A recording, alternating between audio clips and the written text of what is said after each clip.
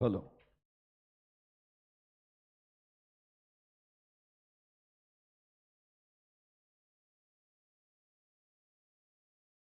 Public ज़्यादा आ गया Monday सुबह। थोड़ा साइज बाद में चेक करना प्रोजेक्टर का। ठीक है।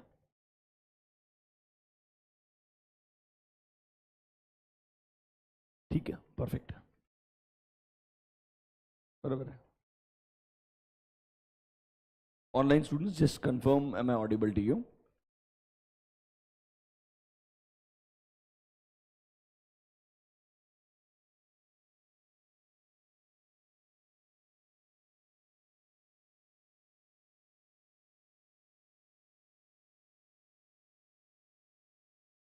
तो एक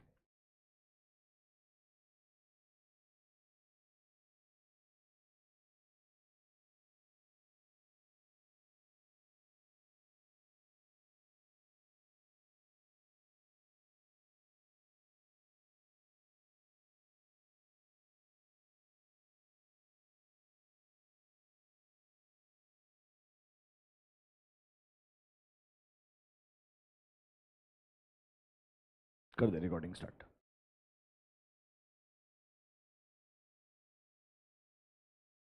okay, good morning everyone. I know you guys are doing absolutely fine. Let's continue our discussion. अभी तक हमने फर्स्ट दो लेक्चर्स में थोड़ा सा ऑडिट रिपोर्ट का इंट्रोडक्शन डिस्कस किया था, and in the last lecture specifically हम 705 का डिस्कशन स्टार्ट किए थे। फटाफट से 2 मिनट में पहले 705 में क्या डिस्कस किया है रिवाइज करते हैं, and then will continue our discussion. 705 talks about modification to the auditor's opinion. So the question number 1 is what all modifications we can give. So there are 3 options under modification. It can be either a qualified opinion, या फिर adverse आ सकता है, या फिर disclaimer आ सकता है। हमारे पास modification में 3 ऑप्शन होते हैं, क्वालिफाइड, एडवर्स या disclaimer.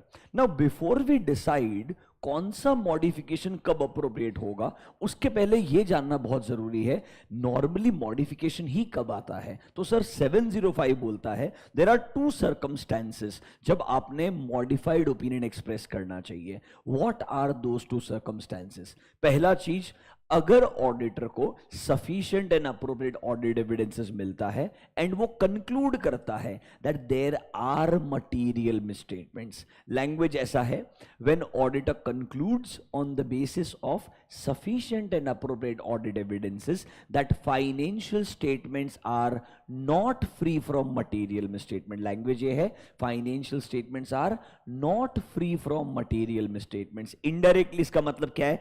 There are material misstatements. मतलब सर modification 2 circumstances में आ सकता है। नंबर 1, जब ऑडिटर को लगता है financial statements are not free from material misstatements, मतलब he has detected or identified material misstatements. अब कल भी आपको मैंने फर्स्ट डे बताया था, याद है क्या? मिसस्टेटमेंट मतलब क्या होता है? जो मेरा एप्लीकेबल एफआरएफ बोलता है, मतलब जैसा एज पर एएस और इंड एस अकाउंटिंग होना चाहिए मैं वैसा नहीं करता हूं, जैसा डिस्क्लोजर एज पर शेड्यूल 3 होना चाहिए मैं वैसा डिस्क्लोजर नहीं देता हूं। Can I say this is a misstatement? This is called as a misstatement. मतलब what is required as per applicable FRF मैं वैसा नहीं करता हूं, that is called as misstatement. ये मिसस्टेटमेंट मटीरियल कब होगा? ये प्योरली ऑडिटर के जजमेंट पे डिपेंडेंट है। किस पे डिपेंडेंट है?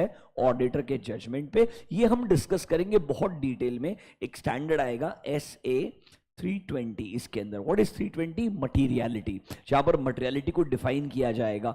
कैसे है डिसाइड करते हैं कि किस अमाउंट के ऊपर चीजें हमारे लिए सिग्निफिकेंट हो जाएगी एंड किस अमाउंट के नीचे चीजें कम सिग्निफिकेंट रहेगी या इनसिग्निफिकेंट वर्ड भी हो सकता है। मतलब बॉटम लाइन, अगर आपने कल नोटबुक में लिखा होगा, नॉर्मली 2 सर्कमस्टेंसेस में मॉडिफाइड ओपिनियन आना चाहिए। Number 1, when financial statements are not free from material misstatements. अब देखो, अब मेरे से क्वेश्चन पूछोगे, एग्जाम में अगर पूछता है मॉडिफिकेशन पे question, can I write like this? Financial statements has material misstatements, तो मैंने मॉडिफाइड ओपिनियन देना चाहिए। Can I write like this straightforward? देखो, लिख सकते हो, but I am trying to being very very honest. In a subject like auditing, standard को define करते वक्त एक स्टैंडर्ड लैंग्वेज यूज किया है। अनफॉर्चुनेटली एक्सपेक्टेशन ये रहेगा कि आप डायरेक्टली ये बोलो देयर आर मटेरियल मिसस्टेटमेंट, इसके बजाय आप बोलो financial statements are not free from material misstatement. दो लॉजिक है इसके पीछे। कैसा होता है, क्योंकि जब गलती भी आप देखते हो ना misstatements, they can be material either individually or when aggregated, and the point is your opinion is on entire financial statement, so my conclusion should also talk about entire financial statement. ऐसा नहीं बोलना चाहिए गलती है, ऐसा बोलना चाहिए financial statements में कुछ मटेरियल मिसस्टेटमेंट्स है या financial statements are not free from material misstatement. Try करना चाहिए जितना हम स्टैंडर्ड का लैंग्वेज को एक्सेप्ट करें उतना बेटर रहेगा।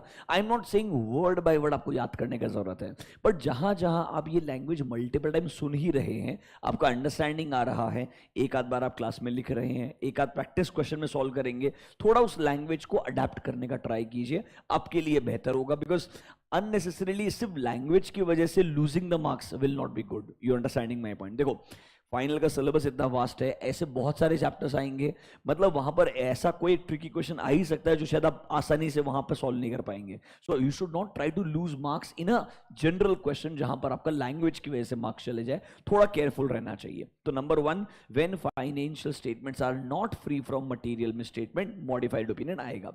दूसरा सर्कमस्टेंसेस और ट्रिकी है। देखो क्या लिखा है, जहां बोला है auditor is not able to obtain sufficient and appropriate audit evidences. यहां ऑडिटर को sufficient and appropriate audit evidences ही नहीं मिल रहे हैं कि वो कंक्लूड कर पाए कि भाई financial statements are free from material misstatement और नॉट। मतलब पहले में मुझे मटेरियल मिसस्टेटमेंट्स मिले, मैं कंक्लूड कर रहा हूं they are not free. Second वाले में मैं बोल रहा हूं मुझे sufficient and appropriate audit evidence ही नहीं मिला कि मैं कंक्लूड कर पाऊं that they are free from material misstatement. मतलब फर्स्ट में you have detected misstatement, second में there is a word called as possible misstatement. Word याद रखना, क्या वर्ड है? पॉसिबल। मतलब आपके हिसाब से गलतियां हो सकती है। ऑब्वियसली दोनों केस में वो गलतियां मटीरियल होगी, इसीलिए आप 705 में हो। अगर वो गलतियां मटीरियल नहीं होगी तो आप 705 में नहीं आएंगे। क्या आपको दोनों सर्कमस्टेंसेस समझ में आए क्या? 1 मिनट स्पेंड कीजिए। टाइप्स ऑफ मॉडिफिकेशंस का लिस्ट दिया है, पढ़िए। दूसरा, किन सर्कमस्टेंसेस में मॉडिफाइड ओपिनियन आएगा, वो दोनों पॉइंट लिखवा के दिया है, एक बार रीड कीजिए, फिर आगे डिस्कशन कंटिन्यू करते हैं।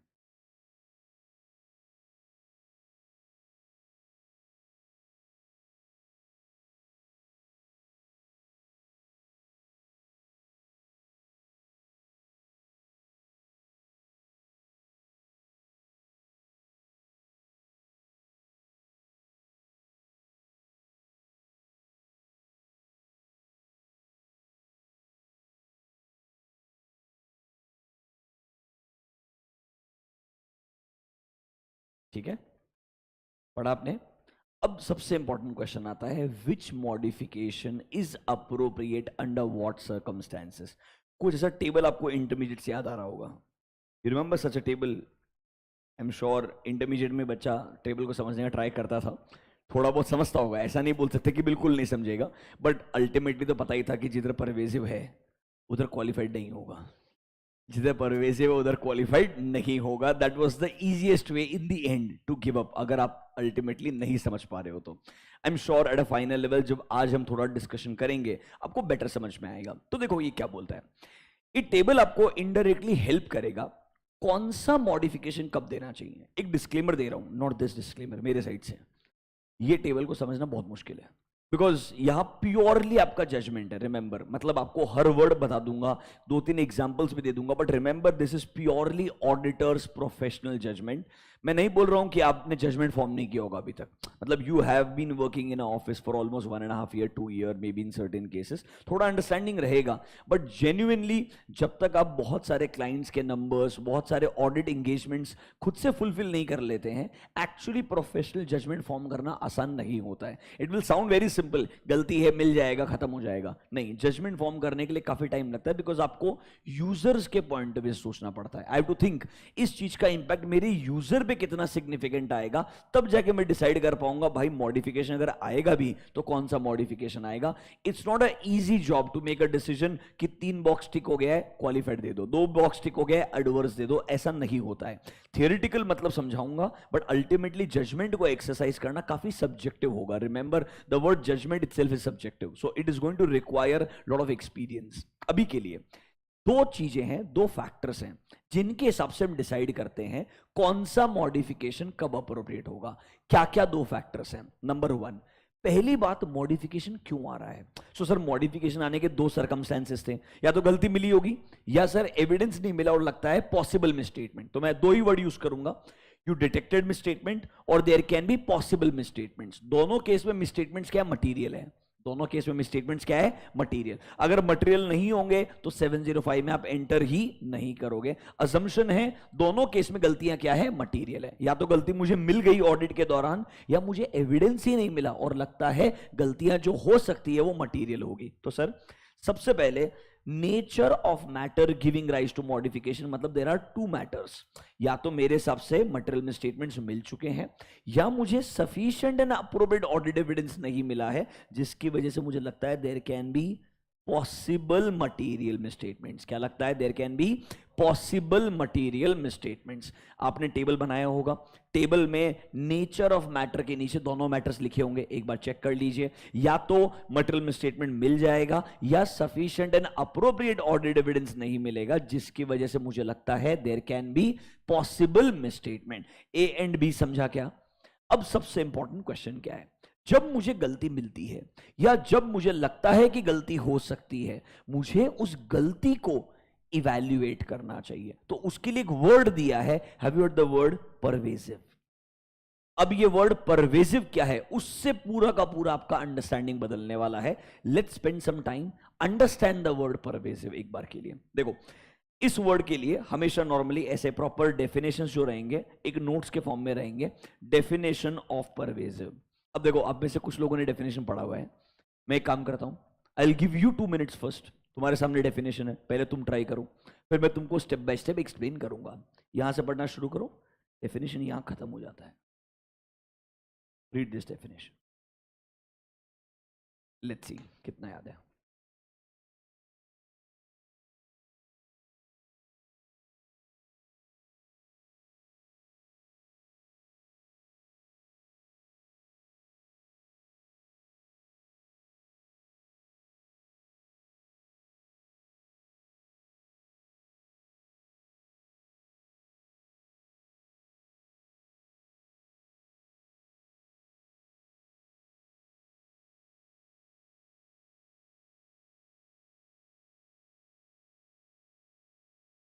याद है क्या?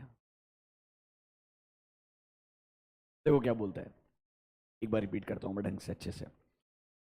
3 कंडीशंस दी है, तीनों में से एक भी कंडीशन अगर फुलफिल होती है, ध्यान रखना नॉट ऑल 3, तीनों में से एक भी कंडीशन अगर फुलफिल होती है ऑडिटर के जजमेंट में, तो वो बोलेगा ये गलती परवेसिव है। पहली बात तो ये, परवेसिव वर्ड का इन जनरल मतलब क्या होता है फॉर अ लेमैन? परवेसिव मतलब something which spreads, that means it will not have a effect on one area, it will have an effect on multiple areas. generally pervasive word का मतलब ये होता है। अब क्वेश्चन नंबर 1, ऑडिट में हम किस चीज के बारे में बात कर रहे हैं? यहां पर ध्यान रखना परवेसिव वर्ड प्योरली बनाया है मिस स्टेटमेंट के लिए। किसके लिए बनाया है? Miss statement. तो जब मुझे गलती मिल जाए या मुझे लगता है गलती हो सकती है, उसे जब मैं इवैल्यूएट करता हूं तो मैं परवेसिव वर्ड के बारे में सोचूंगा। लाइन पढ़ना मेरे साथ में। Sir it is a term used in the context of miss statement, मतलब जब आप मिस स्टेटमेंट के बारे में सोच रहे हो तो ही परवेसिव के बारे में सोचना, अदरवाइज परवेसिव का इतना कोई रेलेवेंस नहीं है। सर आप क्या डिस्क्राइब करना चाहते हो? मैं डिस्क्राइब करना चाहता हूं इफेक्ट। किसका इफेक्ट आएगा? जो गलती मिली है उसका इफेक्ट। किसके ऊपर आएगा effect? On the financial statements. मतलब या तो मुझे गलती मिली होगी, उसका इफेक्ट फाइनेंशियल स्टेटमेंट पे परवेजिव है कि नहीं है ये पता करना है, या फिर can you see a word possible effect. Possible effect कब होगा? जब मुझे गलती नहीं मिली है पर मेरे हिसाब से गलती हो सकती है। तो कैन वी से परवेजिव प्योरली यूज करूंगा इन द कंटेक्स्ट ऑफ मिसस्टेटमेंट। या तो मुझे गलती मिली होगी या मेरे हिसाब से गलती हो सकती है। इसका इफेक्ट या पॉसिबल इफेक्ट किसके ऊपर? फाइनेंशियल स्टेटमेंट्स के ऊपर। वो कब परवेसिव होगा? इसके लिए 3 कंडीशंस दी है। वापस से पढ़िएगा first sentence. It is a term used in the context of misstatements to describe क्या इफेक्ट है या क्या पॉसिबल इफेक्ट है। किसका? मिसस्टेटमेंट का या पॉसिबल मिसस्टेटमेंट का। किसके ऊपर इफेक्ट आएगा? On the financial statements. इतना बात समझ में आया है क्या? ये आगे का लाइन क्या एक बार चेक कीजिए। इतना लाइन पूरा आपको पढ़ाया है मैंने, यहां से लेकर के यहां तक। इसके आगे क्या है देखो, if any that are undetected due to inability to obtain sufficient. ये पूरा सेंटेंस पता है किसके लिए है? पॉसिबल इफेक्ट के लिए। क्योंकि पॉसिबल इफेक्ट में आप क्या ऑब्टेन नहीं कर पा रहे थे? Sufficient and appropriate. देखो नॉर्मली ऐसे लैंग्वेजेस में कंफ्यूजन होना बहुत ज्यादा कॉमन है, इसीलिए एक बार समझने का, बराबर समझने का याद नहीं कर रहे हैं, अगली बार पता होना चाहिए if they are using this sentence उसका रेलेवेंस क्या है। बस सिंपल चीज।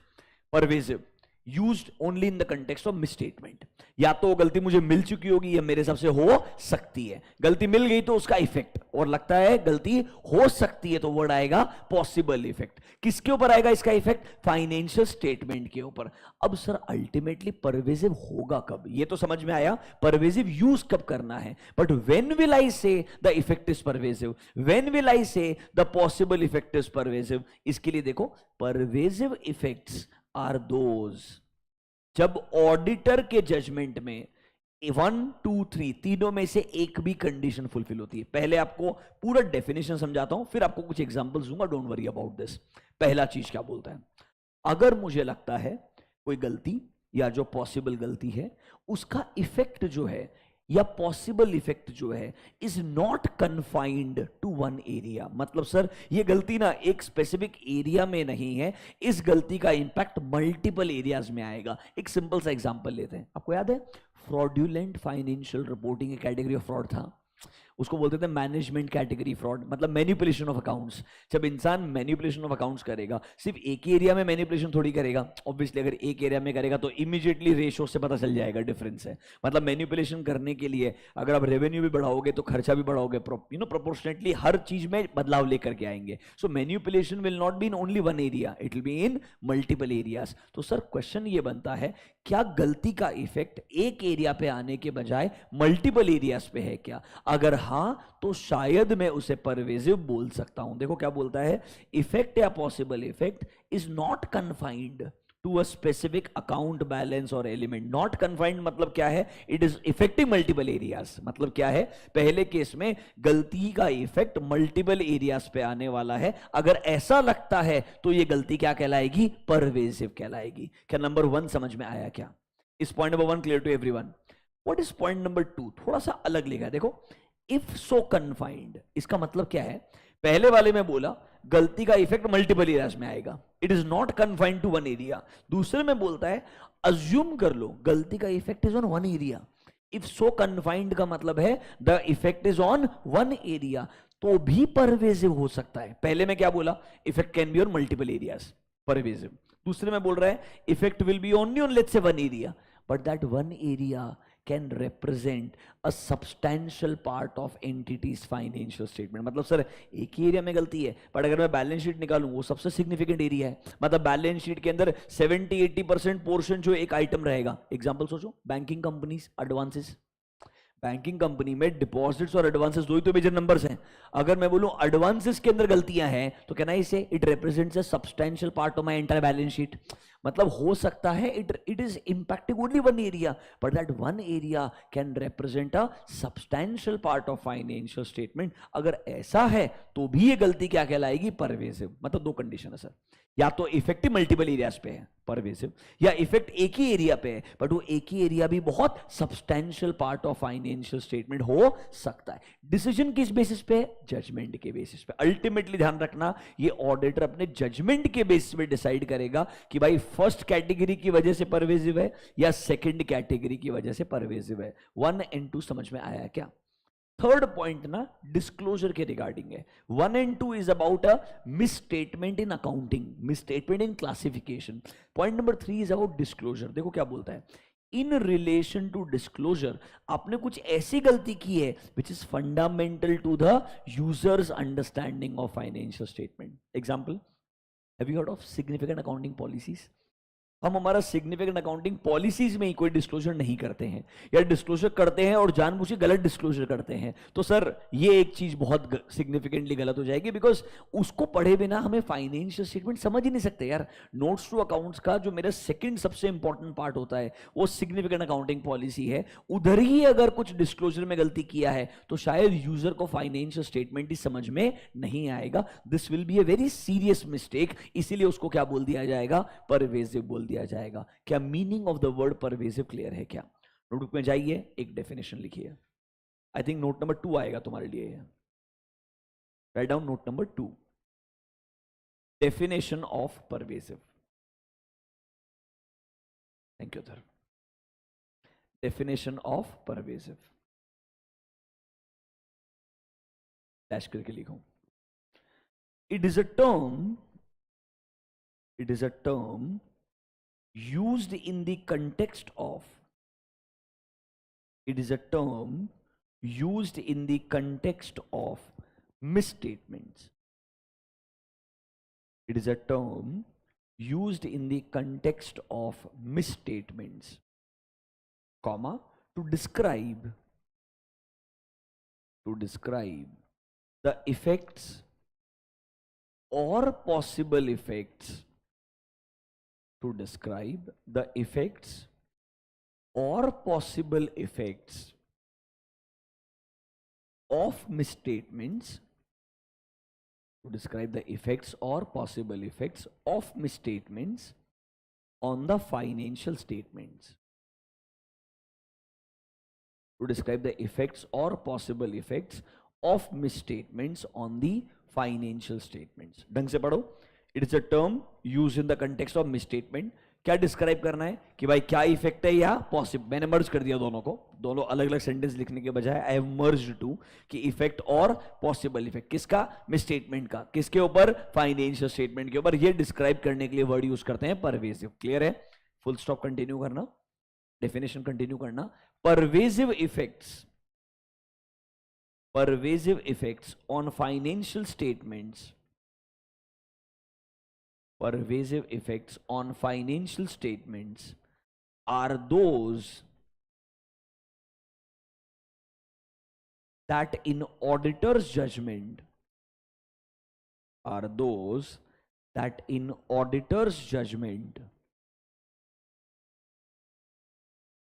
falls under any of the following category. That in auditor's judgment falls under any of the following category. Falls under any of the following category. 3 situations रहेगी. इसमें से किसी भी सिचुएशन में अगर मुझे लगता है इफेक्ट आ रहा है या पॉसिबल इफेक्ट आ रहा है तो मैं परवेजिव बोलूंगा. Write down number A. If the effect or possible effect, number A, if the effect or possible effect is not confined, if the effect or possible effect is not confined to a specific, account balance or item of financial statement, to a specific account balance or item of financial statement.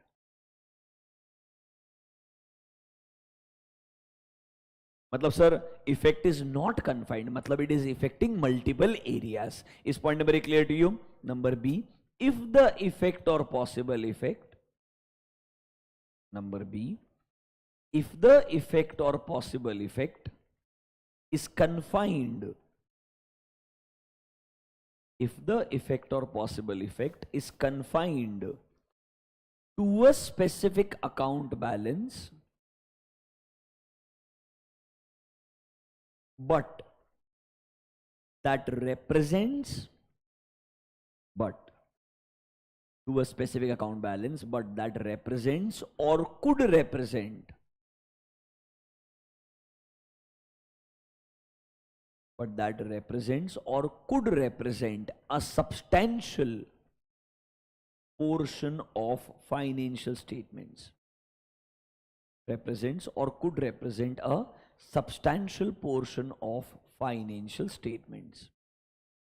इस case में देखो क्या हो रहा है, effect या possible effect is confined to one area, but वो one area भी एक सिग्निफिकेंट पार्ट हो सकता है फाइनेंशियल स्टेटमेंट का. आपको समझेगा ये परवेसिव की वजह से जो मेरा ऑडिट ओपिनियन का लैंग्वेज बदलेगा ना, अभी इसके बाद इमीडिएटली वही डिस्कशन करेंगे, you will be able to understand it better कि बिकॉज ऑफ परवेसिव मैं वो जो ट्रू एंड फेयर है ना वो बोलने बंद कर दूंगा.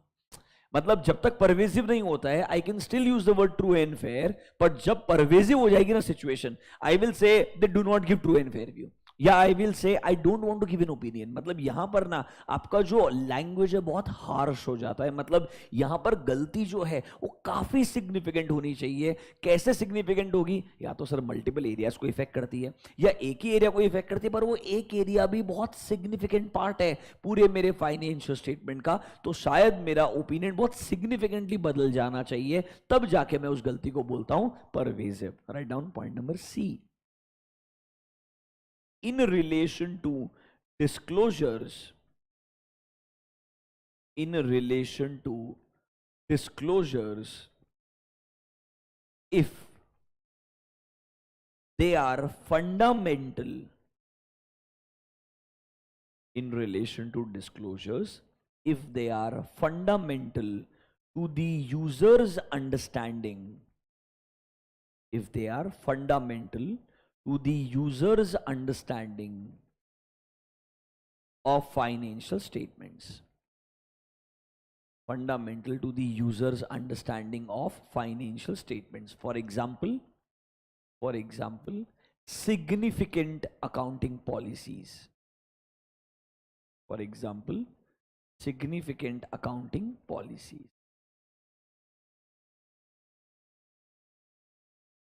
अब देखो इन्होंने फाइनल के अंदर भी मेरे को लगता है बीकॉम लेवल का एग्जांपल दिया है. अब अगर इस लेवल के क्वेश्चन अगर आए तो trust me it's a joke, pervasive पढ़ाने का जरूरत ही नहीं है.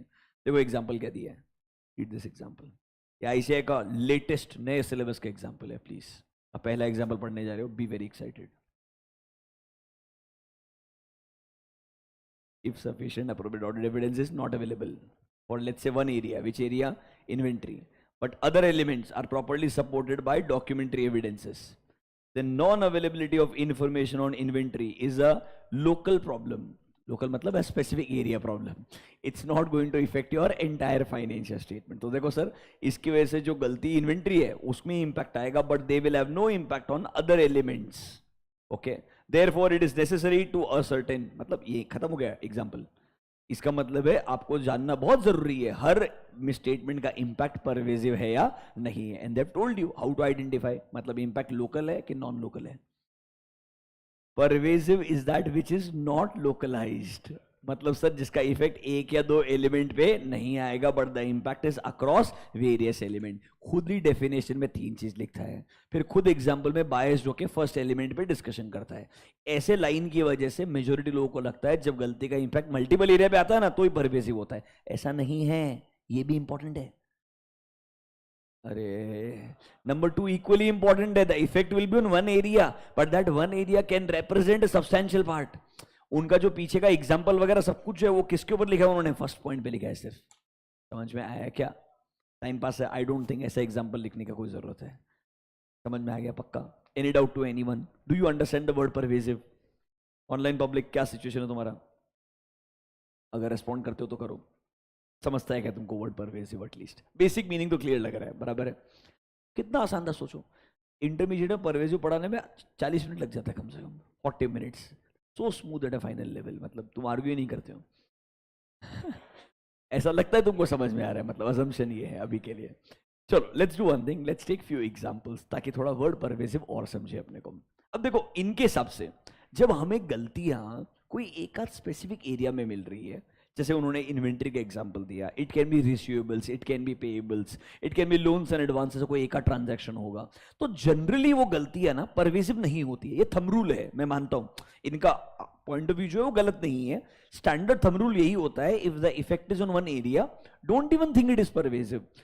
ओनली अंडर वन सर्कमस्टेंसेस, जब मुझे लग रहा है वो एक ही एरिया पे इफेक्ट है, बट वो एक एरिया अमाउंट वाइज बहुत ही मेजर पार्ट है। अब क्या हो सकता है, लेट्स से एक कंपनी का कोई एक, आपने सुना हो ना ग्रुप लेवल पे सीएफएस कंसोलिडेटेड फाइनेंशियल स्टेटमेंट, कोई एक आध लेट्स से मटेरियल सब्सिडरी होगी, सिग्निफिकेंट सब्सिडरी होगी, या जॉइंट वेंचर वगैरह रहेगा जो रिसेंटली लेट्स से अरेंजमेंट हुआ होगा, नया जॉइंट वेंचर फॉर्म किया होगा, या रिसेंटली नया सब्सिडरी एक्वायर किया होगा। एंड लेट्स से वो सब्सिडरी का जो एक्विजिशन है वो अमाउंट वाइज बहुत बड़ा है, लेट्स से अमाउंट टर्म्स के अंदर बहुत सिग्निफिकेंट है।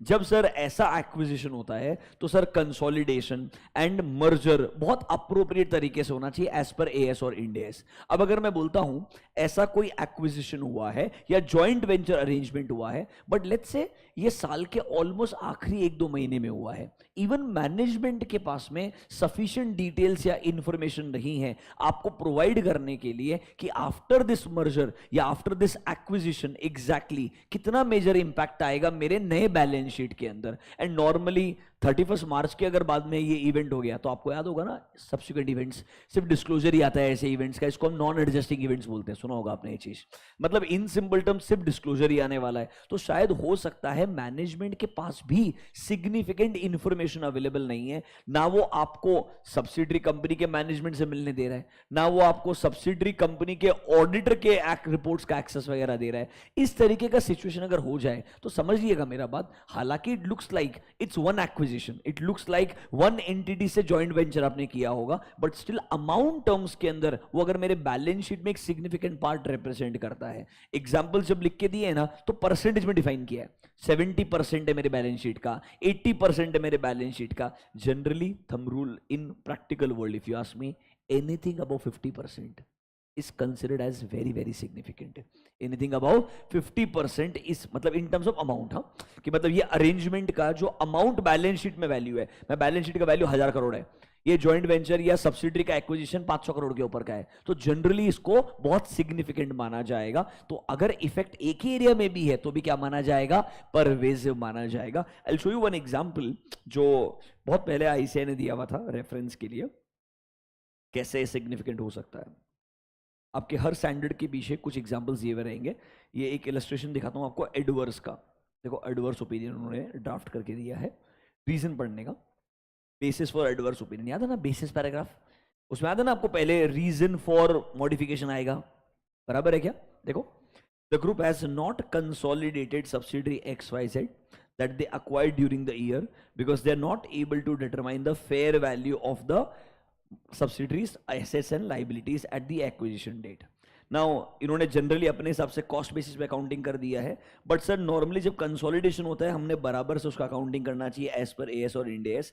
अगर कंपनी ने इसका बराबर से अकाउंटिंग किया होता तो शायद पूरे सीएफएस के अंदर मटीरियली अमाउंट्स वेरी करते, सिग्निफिकेंटली चेंज होते। तो इफेक्ट्स ऑन सीएफएस जो वो कंसोलिडेट नहीं कर पाए ये हम डिटरमाइन नहीं कर पा रहे हैं क्योंकि कंपनी के मैनेजमेंट के पास ये इंफॉर्मेशन नहीं है। अब हम अज्यूम कर रहे हैं यहां पर एक सिग्निफिकेंट नंबर है जो आपके नंबर्स में मर्ज हुआ है। अब इन्होंने परसेंटेज डिफाइन नहीं किया, नॉर्मली हमको ये भी क्वांटिफाई करना पड़ता है कि ये जो आपका एक्विजिशन है ये ओवरऑल बैलेंस शीट का कितना परसेंटेज है। बिना क्वांटिफाई किए यूजर्स को कैसे समझ में आएगा हाउ सिग्निफिकेंट दिस इज। तो आपको क्वांटिफाई करके नंबर्स देने चाहिए, टेंटेटिव जो वेरिएंस आ सकता है वो कितना आ सकता है, इससे मेरे यूजर समझ पाएगा कि एक्चुअली में मिसस्टेटमेंट जो है वो पोटेंशियली कितना बड़ा हो सकता है। बिकॉज एक बात सोचो ना, when you are a investor in a company, let's take an example, you are investor in Tata Motors.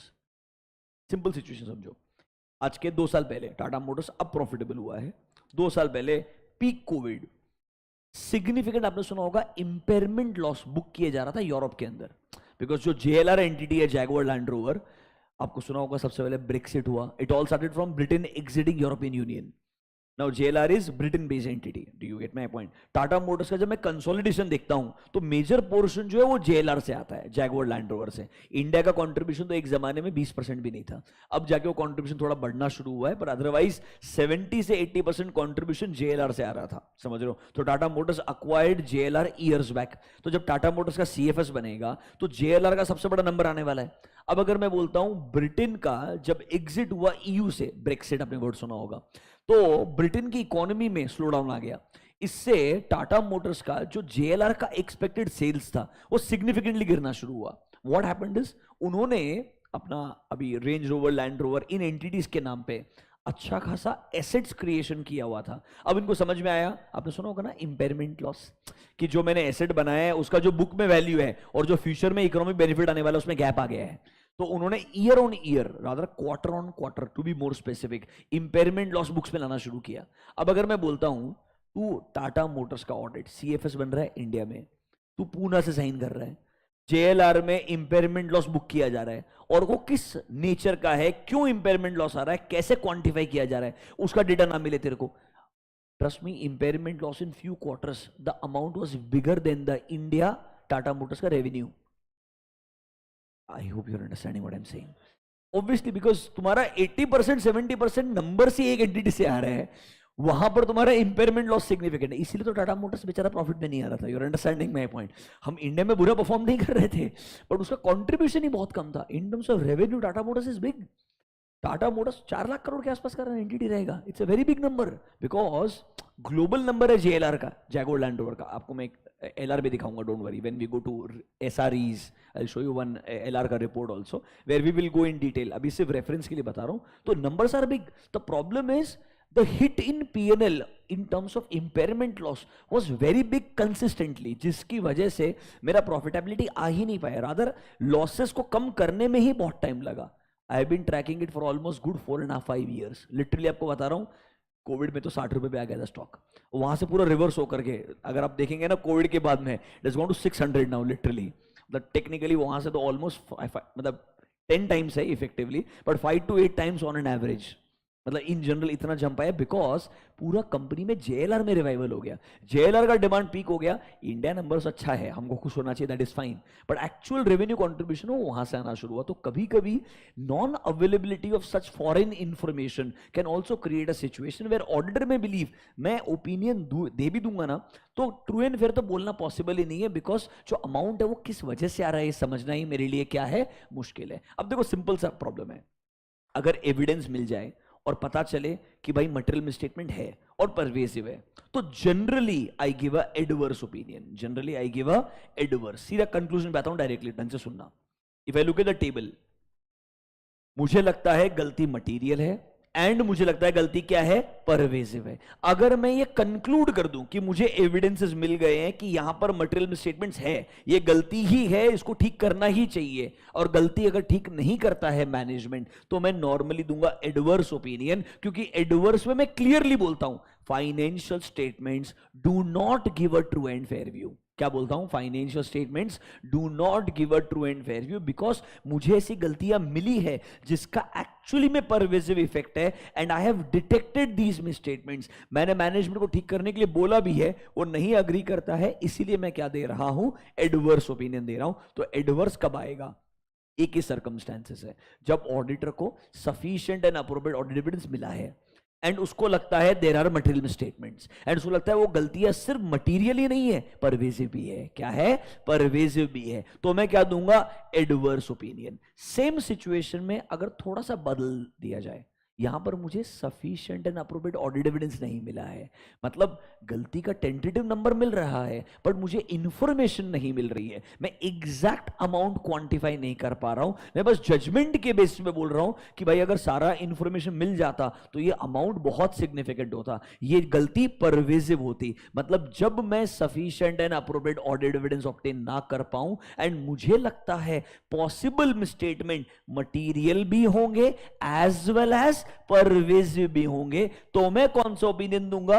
Disclaimer दूंगा। समझिएगा, एक में आपको गलती मिली, आप पूरा क्वांटिफाई कर पाए, इसलिए बोल रहे हो I do not give a true and fair view. आप क्लियरली बोल रहे हो ये फाइनेंशियल स्टेटमेंट्स रिलायबल ही नहीं है, इनके ऊपर रिलाई करके आपने डिसीजन नहीं लेना चाहिए। दूसरे में आप बोलते हो मुझे इतना sufficient and appropriate audit evidence ही नहीं मिला है कि भाई मैं कंक्लूड कर पाऊं दे आर फ्री। रादर मैं उल्टा बोलता हूं, मुझे लगता है अगर एविडेंसेस मिलता तो शायद गलतियां मटेरियल भी होती एंड परवेसिव भी होती, इसलिए मैं क्या दे रहा हूं? डिस्क्लेमर दे रहा हूं। पर डिस्क्लेमर बहुत हार्श होता है। यहां ऐसा बोलते हैं we do not express an opinion. क्या बोलते हैं? We do not express an opinion. मतलब अगर इंफॉर्मेशन मिल जाता ना तो मैं डिस्क्लेमर के बजाय एडवर्स दे देता। अगर मिसस्टेटमेंट्स मिल जाते तो मैं क्या बोलता? डिस्क्लेमर के बजाय एडवर्स। बट अगर मुझे गलतियां ही ना मिले डिटेल में और लग रहा है चीजें बहुत सिग्निफिकेंटली गलत हो सकती है, तो मैं चले जाऊंगा किधर? डिस्क्लेमर की तरफ। थोड़ा सा एडवर्स और डिस्क्लेमर का डिफरेंस समझ में आया है क्या?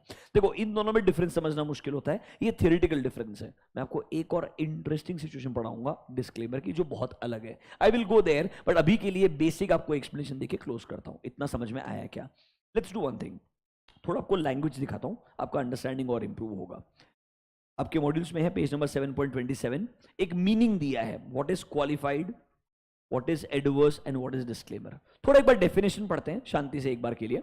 Let's understand what is the meaning of these three words. अभी मैंने आपको एडवर्स पढ़ाया, ये डेफिनेशन है एडवर्स का, खुद से पढ़ो और सोचो अगर डेफिनेशन लिखना पड़ा तो लिख पाओगे क्या एडवर्स ओपिनियन?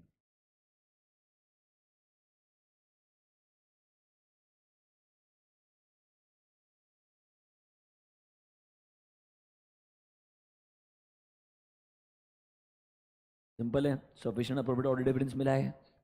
कंक्लूड करता हूं कि मिस स्टेटमेंट है जो कि मटेरियल है या तो इंडिविजुअली या व्हेन एग्रीगेटेड, एंड इस बार सिर्फ मटेरियल नहीं है, मटेरियल के साथ साथ में क्या है? एकमात्र सिचुएशन है इधर क्या आना चाहिए? एडवर्स। जब आपको गलतियां मिल चुकी है, आप श्योर हो पूरा फाइनेंशियल स्टेटमेंट रिलायबल ही नहीं है, एडवर्स देने का बात खत्म। क्लियर लगता है? एकदम कंफर्म है, कोई डाउट नहीं है इसके अंदर? अच्छा, अभी उनके जो एग्जाम्पल थे, इन्वेंट्री में मटेरियल में स्टेटमेंट है, सिर्फ इन्वेंट्री में, किधर भी और इफेक्ट नहीं है। अभी यार नॉर्मली ऐसा होता ही नहीं है। तो मेरे से आर्ग्यूमेंट अगर करोगे इन्वेंट्री में अगर गलती है तो कुछ ना कुछ परचेज में भी गलती रहेगा, कुछ ना कुछ सेल्स में भी गलती रहेगा, प्रॉफिटेबिलिटी भी तुम्हारा हिल ही जाएगा, मतलब कहीं ना कहीं तो इंपैक्ट आना ही चाहिए ना। अब ये बोलते नहीं ऐसा नहीं है, यूर अंडरस्टैंडिंग माई पॉइंट। तो अब ये एक ही चीज हो सकती है, कोई इन्वेंट्री का एम्प्लॉय ने चोरी वोरी कर लिया होगा, या एम्प्लॉय ने इन्वेंट्री का इस्तेमाल खुद के पर्सनल पर्पस के लिए कर लिया होगा, वो सिचुएशन हो सकती है, चलो मैं मानता हूं। बट अभी उस केस में कंपनी क्यों गलती को ठीक नहीं करेगा? अगर गलती मिली तो कंपनी का मैनेजमेंट ठीक भी कर देगा ना उसको यार, और अगर ठीक कर देगा तो मैं क्लीन ओपिनियन दूंगा ना।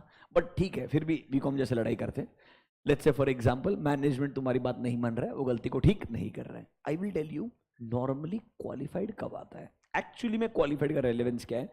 मेजोरिटी केसेस में जो आपको देखने को मिलेगा आपकी रियल लाइफ में, नंबर 1 प्रोविजन के अमाउंट पे सबसे ज्यादा लड़ाई उधर होती है, क्योंकि वहां जजमेंट आता है। अब वो प्रोविजन किसी भी चीज को लेके हो सकता है, कोई पेंडिंग लिटिगेशन को लेके हो सकता है, आपके इन्वेंटरी में स्लो मूविंग आइटम का प्रोविजन हो सकता है, आपका इंपेयरमेंट लॉस का अमाउंट हो सकता है। मतलब जहां पर एस्टिमेशन है ना, वहां पर मैनेजमेंट बोलेगा मेरा जजमेंट बोलता है एक्स, और ऑडिटर बोलेगा मेरा जजमेंट है वाई, एंड दोनों के जजमेंट में है डिफरेंस। वो बोलता है I will make a provision of 2 CR, I will provide for 2 CR, तो बोलेगा there should be a bare minimum provision of 4 CR। एक example, is there a difference in the judgement? इस वजह से ऑडिटर बोलता है आप प्रोविजन को बढ़ा दो, वो बोलता है नहीं, क्योंकि उसका एक अपना फिक्स पीएनएल का नंबर रहेगा, वो नंबर को चेंज होने नहीं देगा। तुमको बढ़िया से मालूम है, तुम लोगों से डील करके आ चुके हो, can I know that really well, can I assume that? वो बदलने वाला नहीं, वो अपने नंबर को पकड़ के बैठे रहेगा, वो तेरे को कन्विंस करने का ट्राई करेगा कि तेरे नंबर गलत है। You arrive at my number, do you get my point? तू मानता है तो ठीक, नहीं मानता तो तेरे पास एकमात्र ऑप्शन बचेगा कि तू क्वालिफाइड ओपिनियन दे दे। तो क्वालिफाइड का मतलब क्या है? तुझे लगता है मटेरियल मिसस्टेटमेंट तो है, या तो तुझे गलती मिल गई होगी या गलती मिली नहीं है, पर तेरे को लग रहा है यार अगर क्वांटिफाई करने के लिए जाऊं तो ये मटेरियल मिसस्टेटमेंट तो हो ही जाएगा। बट सर ये गलती क्या नहीं है? परवेसिव नहीं है। गलती क्या नहीं है?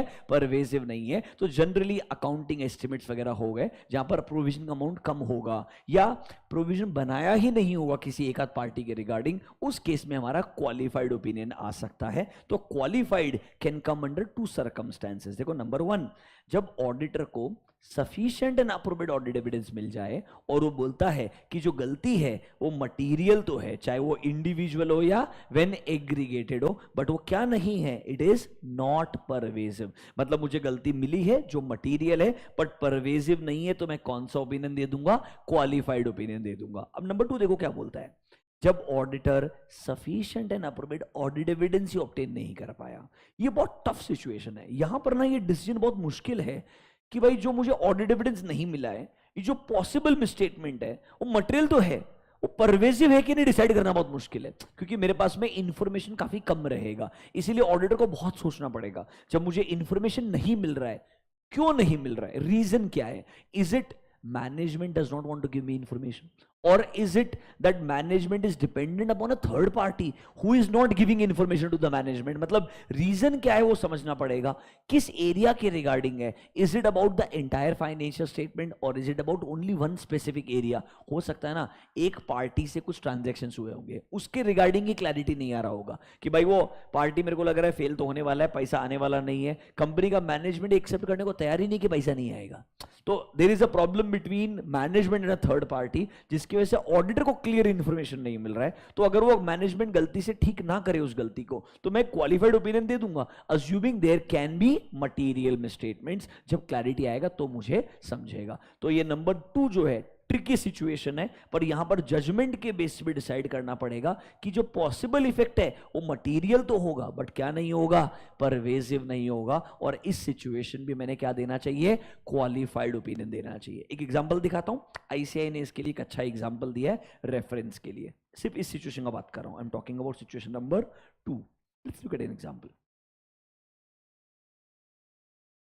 It is illustration number 3 in our modules. Can you see qualified opinion? Basis for qualified? Look at this example.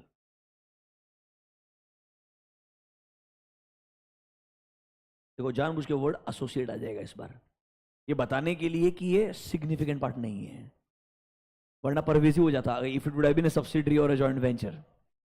जानबूझ के, मतलब that's the only way you can differentiate.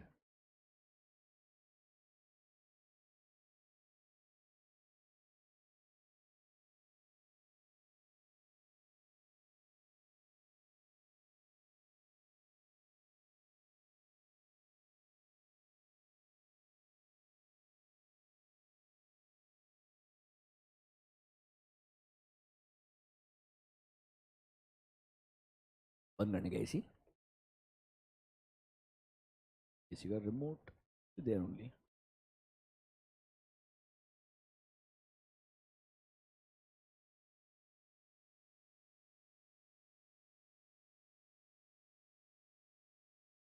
कुछ नहीं, स्मॉलर अमाउंट के बारे में बोल रहा है। इस देखो दोनों में डिफरेंस एक ही है, अगर ये एंटिटी का अमाउंट बड़ा होता तो ये डिस्क्लेमर ही बन सकता था, क्योंकि दोनों केस में तेरे को क्या नहीं मिल रहा है, sufficient and appropriate audit evidence नहीं मिल रहा। The decision is simple, how much is the amount involved, on that basis you are concluding whether it should be pervasive और नॉट। और कुछ भी नहीं है, because the effect is only on one area. The only thing is whether इसको pervasive मानना है कि नहीं मानना है, इसके लिए how substantial this can represent my financial statement, उसके बेस पे डिसीजन होने वाला है। यहां पर वो बोलता है तेरे हिसाब से जो गलती है वो मटेरियल तो होगी पर वो हमारे हिसाब से क्या नहीं होगी, परवेसिव नहीं होगी, क्योंकि कंपनी के नाम में ऐसे बहुत सारे फॉरेन एसोसिएट्स हो सकते हैं, ऐसे स्मॉलर इन्वेस्टमेंट्स हमारे बहुत सारे हो सकते हैं। टीसीएस वगैरह में देखोगे, आरआईएल में देखोगे, आपको 20, 25, 30 ऐसे मिलने नंबर्स बहुत आसान है। आरआईएल में तो मेरे हिसाब से रिलेटेड पार्टी का नंबर 400 के ऊपर है, समझ रहे हो। अब जाके एक एक वो थोड़ा टुकड़ा कर करके लिस्टिंग के लिए जाना शुरू किए, आपने देखा होगा अभी जियो फाइनेंशियल।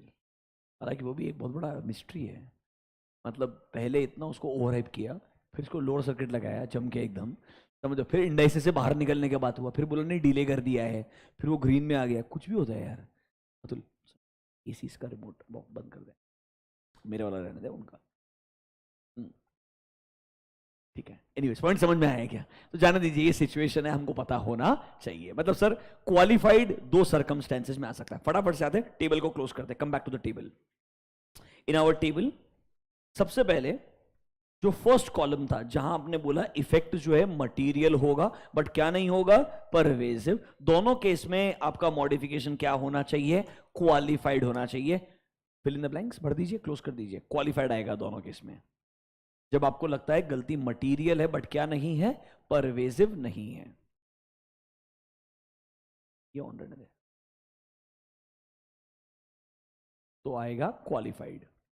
अब सर जब आपको लगता है गलती मटीरियल है एज वेल एज परवेजिव है, तो सिचुएशन है, ए में आपको मटेरियल मिसस्टेटमेंट्स मिल गए थे, तो आपने बोला इट इज एडवर्स, तो आपने बोला it is adverse.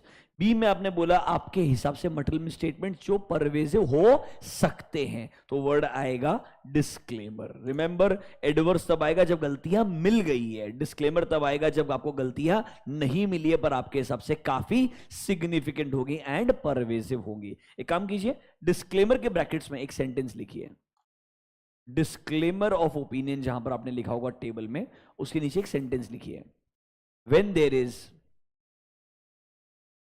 is a restriction, Atul, when there is a restriction on scope of audit, when there is a restriction on scope of audit,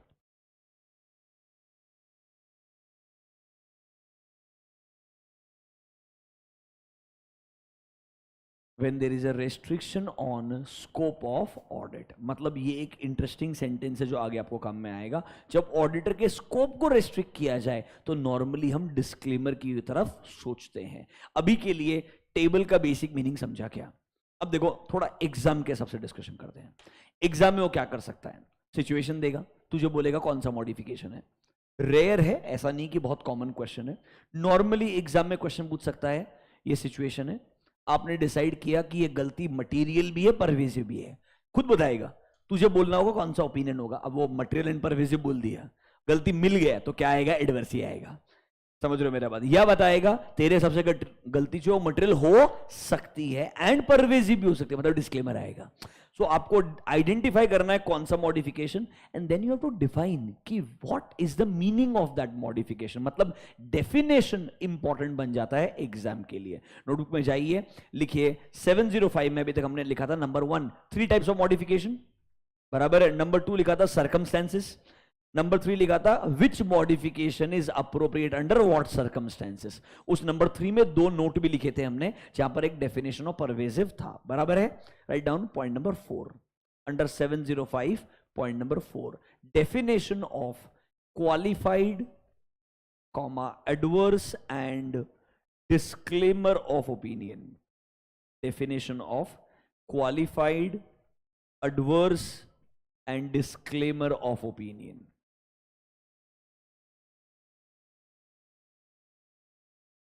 एक काम कीजिए, पहले आप क्वालिफाइड एंड एडवर्स का definition खुद से लिखिए, सामने रेफरेंस के लिए कंटेंट है, बट आई एम श्योर अगर आपको टेबल समझ में आया तो अब आप खुद से लिख सकते हो। प्रैक्टिस करो फटाफट से, ऐसे एक आध क्वेश्चन लिखने का ट्राई करना चाहिए। Definition of qualified, definition of adverse. ध्यान रखना क्वालिफाइड में 2 पॉइंट आएंगे क्योंकि 2 सर्कमस्टेंसेज हैं, एडवर्स में एक ही है। Write down the definition.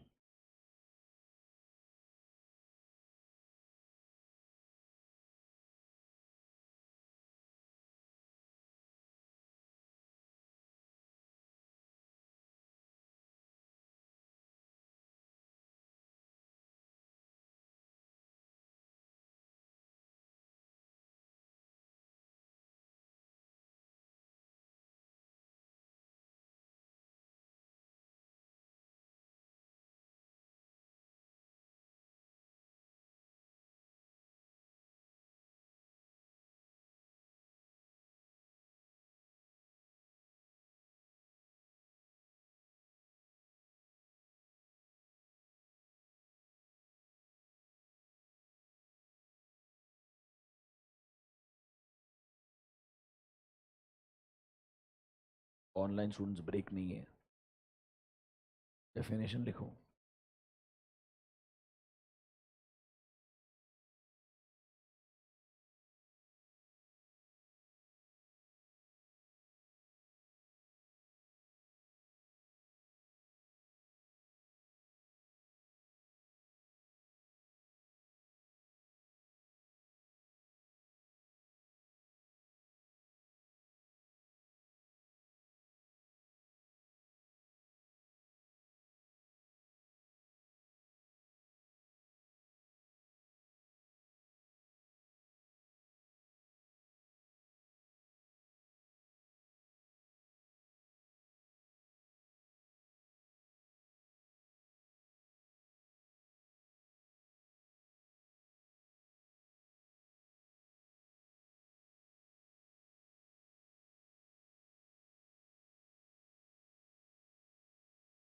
Garg अभी भी कॉपी पेस्ट कर रहे हैं।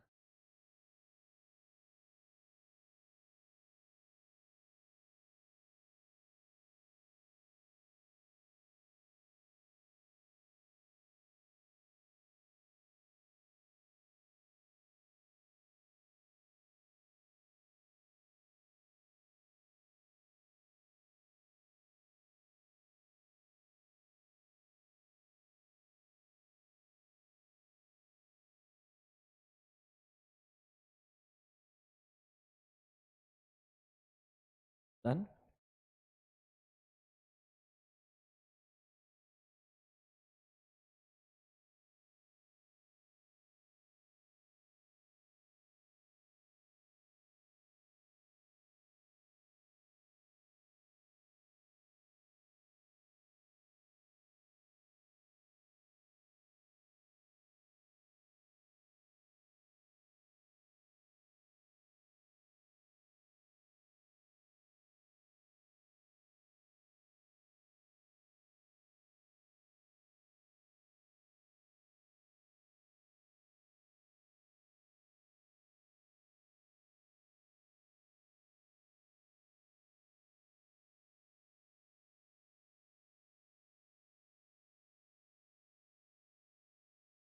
सिर्फ क्वालिफाइड एडवर्स लिखने का, डन ना।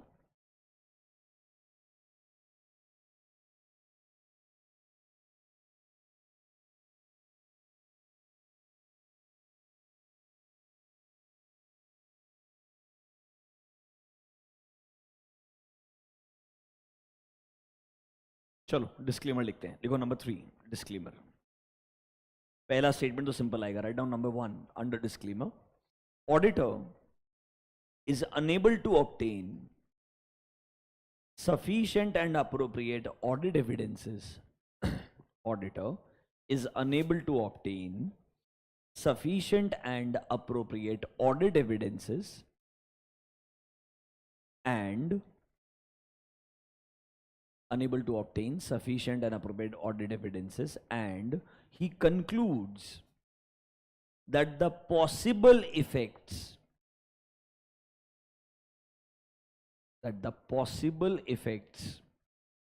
of undetected misstatements,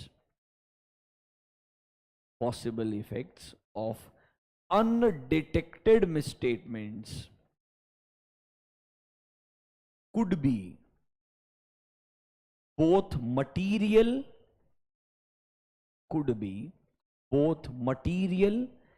and pervasive,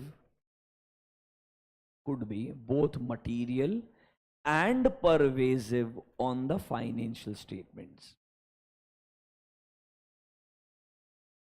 ये तो हम भी लिख सकते थे सर, इसमें क्या है?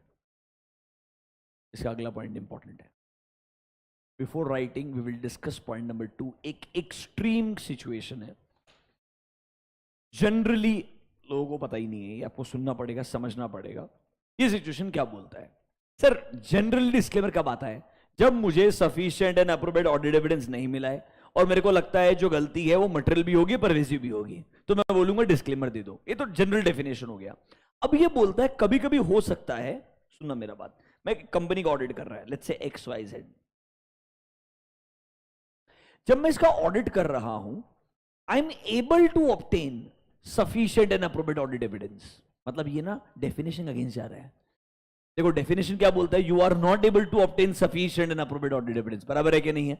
ये बोल रहा है I am able to obtain sufficient and appropriate audit evidence. But problem क्या है, जब मैं हर एरिया को इंडिविजुअली देखूं तो मेरे को ठीक लग रहा है। मतलब when I look at let's say banking company, I look at deposits individually, I am comfortable. I look at advances individually, I am comfortable. I look at let's say investments वाला part, I am comfortable. Individually when I see, मेरे को फिर भी comfort आ रहा है। But इस company के current business situation में इतनी ज्यादा अनसर्टेनिटीज है कि अगर मुझे पूरे फाइनेंशियल स्टेटमेंट पे कोई ओपिनियन देने के लिए बोले तो मैं ओपिनियन नहीं दे सकता हूं। मतलब individually you talk to me about advances, I can give you my word कि ठीक है एडवांसेस का सिचुएशन ये है, क्योंकि बिजनेस में इतनी ज्यादा अनसर्टनिटीज है कि अगर आप ओवरऑल लेवल पे मुझे बोलेंगे ओपिनियन कंक्लूड कर या अपना कंक्लूजन दे, ये मेरे लिए इम्पॉसिबल है। मतलब ये क्या बोलता है, ऐसा नहीं है कि मैनेजमेंट एविडेंस नहीं दे रहा है, यहां मैनेजमेंट तेरे को बेस्ट पॉसिबल तरीके से इंफॉर्मेशन देने का ट्राई कर रहा है, but the situation is so strange, it is so weird कि तू इंडिविजुअली कंफर्टेबल है बट ओवरऑल नंबर पे बिल्कुल कंफर्टेबल नहीं है, क्योंकि कंपनी के बिजनेस में इतनी अनसर्टेनिटीज है। जनरली ये कब होता है, DHFL, जब तुम्हारा बिजनेस ऑलमोस्ट खत्म हो जाए, समझ रहे हो मेरा बात, rather the business is falling. अब दीवान हाउसिंग फाइनेंस लिमिटेड में क्या हुआ, एनबीएफसी है, एनबीएफसी में एक ही प्रॉब्लम हो सकती है, बेसिकली मेरा मार्केट में क्रेडिट वर्दिनेस खत्म हो गया, तो मेरा जो बोरोइंग कैपेसिटी वो खराब हो जाएगा, बोरोइंग कैपेसिटी खराब हो जाएगा तो सर जो मेरे को एग्जिस्टिंग लेंडर्स है जिन्होंने मेरे को पैसा दिया है वो जल्दी पैसा मांगना शुरू कर देंगे, उनको मैं रीपेमेंट नहीं कर पाऊंगा, मेरे डिफॉल्ट होने शुरू हो जाएंगे, इधर डिफॉल्ट होंगे, नया कस्टमर भी मेरे पास में नहीं आएगा। मतलब bottom line it starts with credit worthiness and then slowly slowly business खत्म होता है, बराबर है कि नहीं। तुम जब देखोगे तो DHFL के अंदर आई थिंक इट वाज 2019 का बात रहेगा, कोविड के जैसे एक आध साल पहले का बात रहेगा, 18-19 समवेयर अराउंड दैट, आपको समझा आएगा कि उस टाइम पे सेकेंडरी मार्केट के अंदर डिफॉल्ट होना शुरू हुआ, जहां पे लोगों को हिंट मिला कि DHFL शायद अपने इंटरेस्ट पेमेंट्स को ऑनर नहीं कर पाएगा, जिस वजह से उसका क्रेडिट वर्दिनेस फॉल होना शुरू हुआ एंड धीरे धीरे धीरे धीरे it all came down like, मतलब लिटरली जो ताश के पत्ते गिरते हैं वैसे DHFL 650 से 200-250 रुपए तो एक ही दिन में आ गया था, समझ रहे हो मेरा बात। Rather on live television company का CFO आया, कंपनी का CEO आया बोलने के लिए please everything is fine, and everyone understood how everything is fine. अगर 600 रुपए से गिर कर स्टॉक एक ही दिन में 300-350 पे आ जाए तो समझ जाओ कितना बुरा कंडीशन रहेगा। It was visible, it was not stopping, and obviously people at a higher level who are big investors they know really well situations, अगर गलत है तो गलत है और रुकने वाला नहीं होता है, फिर मैनेजमेंट आके कितना भी clarification they they, and people understood eventually कि सिचुएशन धीरे धीरे इतनी खराब होती गई, तो मतलब फिर क्या होता है ना, मेरे एसेट्स को बेच के भी कितना पैसा आएगा ये समझ में नहीं आ रहा है, मेरे इन्वेस्टमेंट्स का फेयर वैल्यू क्या होना चाहिए मेरे को समझ में नहीं आ रहा है, जो मैंने पैसा बोरो किया है उसके लिए मुझे इवेंचुअली कितना इंटरेस्ट देना पड़ेगा, ये मतलब you know what I am trying to say is, individually अगर देखो ये प्रॉपर्टी ओन्ड बाय DHFL है, ओके टाइटल एंटिटी के नाम पे, बट ये प्रॉपर्टी के पेपर्स ऑलरेडी रखे होंगे फॉर सर्टेन बोरोइंग, और बोरोइंग के केस में ऑलरेडी डिफॉल्ट हो चुका होगा, मतलब इंडिविजुअली मैंने लुक एट एविडेंस सब ठीक लग रहा है, बट ओवरऑल नंबर्स अगर मैं देखूं तो मैं पूरे कंपनी पे ओपिनियन नहीं दे सकता हूं, ये एक्सट्रीमली रेयर सर्कमस्टेंसेस है, तब आप शायद बोलेंगे। डिस्क्लेमर में क्या होता है, हम ओपिनियन नहीं देते, हम बोलते हैं we do not express an opinion, disclaimer में क्या बोलते हैं, we do not express an opinion. तो कब आता है, जब मेरे को sufficient and appropriate audit evidence ना मिले और लगता है गलती अब मटेरियल एंड परवेसिव होगी, ये तो डेफिनेशन आपने लिखा है, बट एक एक्सट्रीम केस है, ये ढंग से पढ़िए डेफिनेशन क्या बोलता है, इधर आइए, the auditor shall disclaim an opinion in extremely rare circumstances involving multiple uncertainties। जब ऑडिटर कंक्लूड करता है notwithstanding having obtained sufficient and appropriate audit evidences regarding each of the individual uncertainty, business में इतने अलग अलग एरियाज में uncertainty है, individually मुझे हर जगह पे शायद sufficient and appropriate audit evidence मिल रहा होगा, नॉट विथ स्टैंडिंग मतलब मुझे मिल रहा है पर उसे मैं इग्नोर करना चाहता हूं। आगे देखो क्या बोलता है, it is not possible to form an opinion. Why sir? Because हमें लगता है the potential interaction of these uncertainties and इन सबका cumulative effect जो है वो इतना significant हो सकता है कि मैं ओपिनियन देना ही नहीं चाहता। मतलब मैं नहीं बोल रहा हूं कंपनी का मैनेजमेंट मुझे इंफॉर्मेशन नहीं दे रहा है, आई एम सेइंग कंपनी का management is giving me information but I am not able to give an opinion. Why am I not able to give an opinion? क्योंकि ये एक्सट्रीमली वो सिचुएशन है जहां पे अनसर्टेनिटीज बहुत जेटरवेज, 5 दिन में सब कुछ खत्म हो गया, बराबर है कि नहीं है? आज भी वहां है, वहीं का वहीं है, but in 5 days it came down, बराबर है कि नहीं? अब अगर 5 दिन में ऐसा हो जाए, उस सिचुएशन में ऑडिटर कैसे ओपिनियन दे सकता है, क्लीन ओपिनियन या क्वालिफाइड भी कैसे देगा? कंपनी का मैनेजमेंट इन्फॉर्मेशन देने से मना थोड़ी कर रहा है, वो बोल रहा है वापस कंपनी टेक ऑफ होगा कि नहीं होगा मेरे को वही नहीं पता है। I hope you are understanding this. जब ऐसी एक्सट्रीम केसेस आते हैं तो वो बोलता है मैं ओपिनियन देना ही नहीं चाहता हूं। अब तुम मुझे पूछोगे सर एक काम करो ना, ऐसे केस में डिस्क्लेमर क्यों देना है, विड्रॉ कर दो। यहां पे एक डिस्कशन शुरू होता है, अब फाइनल लेवल के लिए डिस्कशन सुनने का ट्राई करना। तुम क्या बोलोगे, इतनी अनसर्टेनिटी है, ओपिनियन देना ही क्यों है? Why not withdraw? Withdraw from the engagement possible है ना? विड्रॉल फ्रॉम द एंगेजमेंट मतलब रेजिग्नेशन। अब आईसीआई को समझ में आया कि सबसे आसान तरीका रहेगा, अगर ऑडिटर को बचना होगा वो क्या करेगा, विड्रॉ कर देगा। तो उन्होंने गाइड बनाया विड्रॉल एंड रेजिग्नेशन के ऊपर। समझ रहे हो मेरा बात? दो चीज लिखी उसमें। नंबर वन, जब आप रिजाइन करते हो प्लीज एक लॉजिक मत देना, I am preoccupied with some other work. उन्होंने क्लियरली वर्ड यूज किया, preoccupation can not be used as a reason. Clear, वो रीजन ही नहीं है। तुम्हारी बुक पे तो सिर्फ एक सेंटेंस लिखा है, सिर्फ एक सेंटेंस लिखा है। दिखा दो तुमको, देखो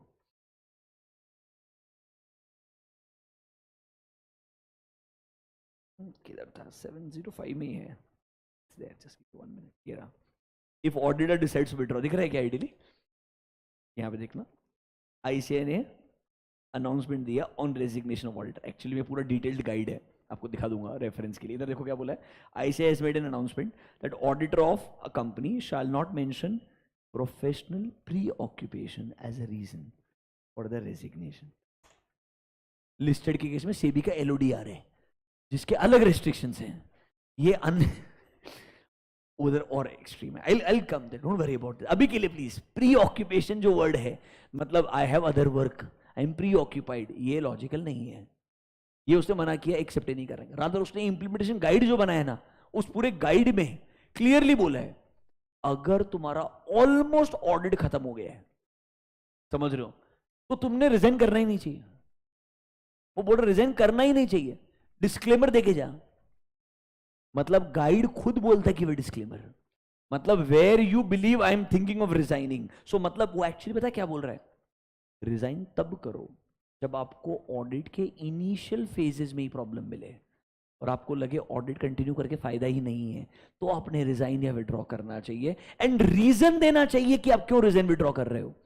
मतलब do not leave this situation open ended, because next auditor क्या सोच के एंटर करेगा, बराबर है। वो आपसे एनओसी लेगा, एनओसी फॉर्मेलिटी के लिए हो गया, बट वो पूछे तो तूने कहीं को रिजाइन किया, बराबर है क्या नहीं है।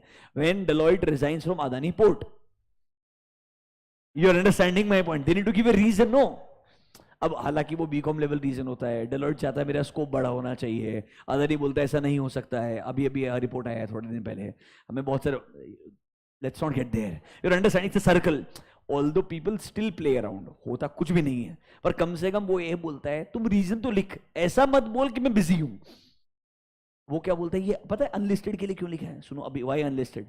लिस्टेड में मैं बिजी हूं ऐसा वैसे भी बोलना अलाउड नहीं है। अरे किस, हर फर्म के पास में क्या 20 के 20 लिस्टेड एंटिटी होते हैं क्या पार्टनर के अंदर? नहीं होते। हर पार्टनर के अंदर लिस्टेड 4-5 ही होते हैं, समझ रहे हो मेरा बात, बाकी अनलिस्टेड वाले रहते हैं। तो वो अनलिस्टेड में बहुत कॉमन रीजन है, I am preoccupied with listed companies. In listed I am preoccupied बोलते ही नहीं, I am preoccupied with unlisted. बात समझ में आएगा मेरा बात? तो ये preoccupied is more logical for unlisted, are you understanding? पहली बात तो ये। लिस्टेड के केस में सेबी का एलओडीआर है जो बोलता है अगर तू रिजाइन करता है, अब there is something called as quarterly results, Q1, Q2, Q3, Q4, सुना है आपने ना, बराबर है। क्वार्टरली मतलब इसका मेरा LR होता है, सुना है वर्ड LR, लिमिटेड रिव्यू, समझ रहे हो। अब एक क्वार्टर खत्म हुआ, क्वार्टर 1 इज ओवर, क्वार्टर 1 खत्म होने के बाद में with in 45 days I resign. SEBI का एलओडीआर क्या बोलता, सुनना, तुम्हारे सिलेबस में नहीं है, सिर्फ 2 सेंटेंसेस है, रेफरेंस के लिए बोल रहा हूं। If I resign within 45 days from the end of the quarter, मतलब ये क्वार्टर 1 कंप्लीट हो चुका है, अगले क्वार्टर खत्म होने से पहले बीच में रिजाइन कर दिया मैंने, the word is with in 45 days, तो ये बोलता है तू रिजाइन किया ना, अच्छा बात है, इस Q1 का रिव्यू रिपोर्ट देके जा, क्योंकि दूसरा क्वार्टर खत्म होने को आ जाएगा। अरे 90 डेज, अब मेरा ऑलमोस्ट Q1 खत्म हो चुका है, समझ रहे मेरा, उसके विद इन 45 डेज रिजाइन कर रहा है, तो तू रिजाइन करेगा तो नए ऑडिटर को लेके आऊंगा, वो Q1 का रिपोर्ट देने में डिले हो जाएगा ना। I don't want such a delay in case of a listed company. You have to give your LR, limited review report on Q1 and then resign. अब वो बोलता है within 45 days नहीं, after 45 days, मतलब Q1 खत्म हो गया, 45 days के बाद में 50 दिन के बाद रिजाइन किया, तो पता क्या बोलता है, इसका तो LR दे ही दे, इसका भी LR दे के जाना पड़ेगा, क्योंकि Q2 खत्म होने को आ गया ऑलमोस्ट, समझ रहे क्या मेरा बात? अरे मतलब पहले केस में बोलते हैं विद इन 45 में Q1 का रिपोर्ट देके जा, 45 डेज के बाद में तो Q1 और Q2 दोनों का रिपोर्ट देके जाना पड़ेगा। उससे भी खतरनाक, तूने Q1, Q2, Q3 तीनों का रिपोर्ट दिया है, तू बस Q4 के टाइम पे रिजाइन करने का ट्राई कर रहे हैं, ऐसे भी बोलता है अलाउड ही नहीं है। Q4 का भी एलआर देना पड़ेगा, साथ साथ में साल का एंडिंग का रिपोर्ट भी देना पड़ेगा, ऑप्शन नहीं दे रहे पास में। उसके बाद में रिजाइन करना है कर, समझा क्या मतलब। तो रेजिग्नेशन के रिगार्डिंग भी प्रॉपर गाइड है, तो इसीलिए डिस्क्लेमर बहुत रेलेवेंट अब हो गया है। पहले डिस्क्लेमर के बारे में बात ही नहीं होता था, अब क्यों डिस्क्लेमर में बात होता है? क्योंकि गाइडलाइंस बोलती है तू रिजाइन कर ही मत, रिजाइन करने के बजाय डिस्क्लेमर दे। मतलब ये बोल देना that you don't want to give an opinion, it is as good as resignation. But at least वो लॉ में ऐसी सिचुएशन तो नहीं होगी कि रिपोर्ट ही नहीं आएगा। कम से कम मेरे यूजर्स तक ऑडिट रिपोर्ट तो आना चाहिए, वरना सबसे अनफॉर्चुनेट क्या होगा, कंपनी में डिस्क्लेमर देना है, डिस्क्लेमर नहीं देता हूं, रिजाइन कर देता हूं, इससे क्या होगा, और रीजन बोलता हूं कोई भी फालतू का रीजन, तो मेरे इन्वेस्टर्स को पता ही नहीं चलेगा ना कि कंपनी में प्रॉब्लम है, इसकी वजह से ऑडिटर रिजाइन कर रहा है। और अगर उसको लग भी रहा है तो एग्जैक्टली क्या प्रॉब्लम वो गेस करते रहेगा। इसके बजाय डिस्क्लेमर दे, रीजन फॉर डिस्क्लेमर दे, एक्सप्लेन कर एग्जैक्टली क्या प्रॉब्लम्स है, ताकि मेरा इन्वेस्टर भी एक रैशनल डिसीजन ले पाए। ये सोच करके ऐसे रेजिग्नेशन एंड विड्रॉल के रिगार्डिंग भी गाइडलाइंस बनाए हैं आईसीआई ने एंड सेबी ने। सेबी ने ऑब्वियसली लिस्टेड एंटिटीज के लिए बनाया है, आईसीआई ने फॉर ऑल एंटिटीज बनाया। थोड़ा बात समझ में आया है क्या आपको? मतलब डिस्क्लेमर का रेलेवेंस और बढ़ गया है, आपको बताने का ट्राई कर रहा हूं। अभी के लिए काम कीजिए, under disclaimer right down point number 2। Under disclaimer, write down point number 2. The auditor shall disclaim an opinion in extremely rare circumstances. Shall disclaim an opinion in extremely rare circumstances involving multiple uncertainties. Involving multiple uncertainties, comma, the auditor concludes, the auditor concludes that notwithstanding, the auditor concludes that notwithstanding the sufficient and appropriate audit evidence, notwithstanding the sufficient and appropriate audit evidence obtained regarding each of the individual uncertainties, obtained regarding each of the individual uncertainties, it is not possible, each of the individual uncertainties, it is not possible to form an opinion, it is not possible to form an opinion due to, it is not possible to form an opinion due to potential interaction, due to potential interaction of these uncertainties, potential interaction of these uncertainties and their possible cumulative effect, and their possible cumulative effect on financial statement, cumulative effect on financial statement। एक बार पढ़ो जरा आपने क्या लिखा है।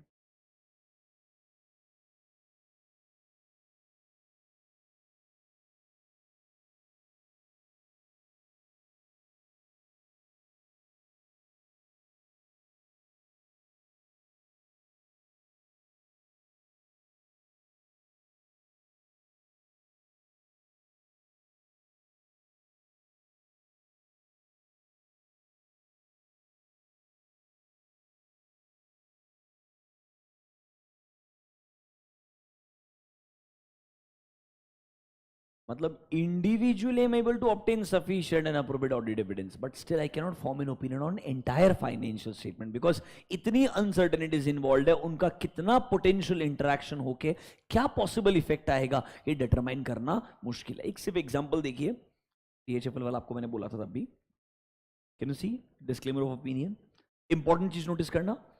We were engaged to audit. सबसे पहली चीज तो याद है क्या, नॉर्मली हमारे ओपिनियन में लिखा होता है वी हैव ऑडिटेड, वो लैंग्वेज बदल गया. यहां पर क्लियरली वर्ड क्या आएगा, we were engaged to audit. हमें अपॉइंट किया गया था ऑडिट करने के लिए. मतलब कहना इसे क्लियरली बोल रहे हैं हमने ऑडिट एक्चुअली में किया ही नहीं है कंप्लीट. हालांकि कंप्लीट किया है बट इनडायरेक्टली बोलने का ट्राई कर रहा है कि हमने क्लीन ओपिनियन नहीं दिया है. मॉडिफाइड में भी कौन सा ओपिनियन दिया, एक्सट्रीम. देखो, we do not express an opinion on the financial statements. Why sir? Because of the significance of matters. मतलब वो matters क्या है उसको describe करना पड़ेगा कौन से पैराग्राफ में, basis for disclaimer of opinion. एक लाइन देखना, we have not been able to obtain sufficient and appropriate audit evidences to provide a basis for audit opinion. मतलब सर इंडिविजुअली हो सकता है ठीक लगे बट ओवरऑल लेवल पे हमें लगता है हम ओपिनियन नहीं दे सकते. एंड देखिए रीजन अगर आप देखेंगे, बेसिस फॉर डिस्क्लेमर, इसके अंदर जो प्रीवियस ऑडिटर छोड़ करके गया वो भी क्यों छोड़ के गया, उसके रीजंस भी हम खुद क्वांटिफाई नहीं कर पाए. मतलब यहां से लेकर के इतने हर अलग अलग एरियाज पे, ऑब्वियसली वो तो बैंक्रप्सी के लिए भी जा चुका है. मतलब तो एंटिटी के अंदर अनसर्टेनिटीज बहुत ज्यादा है. सिर्फ अमाउंट देख नहीं क्या, छोटे छोटे.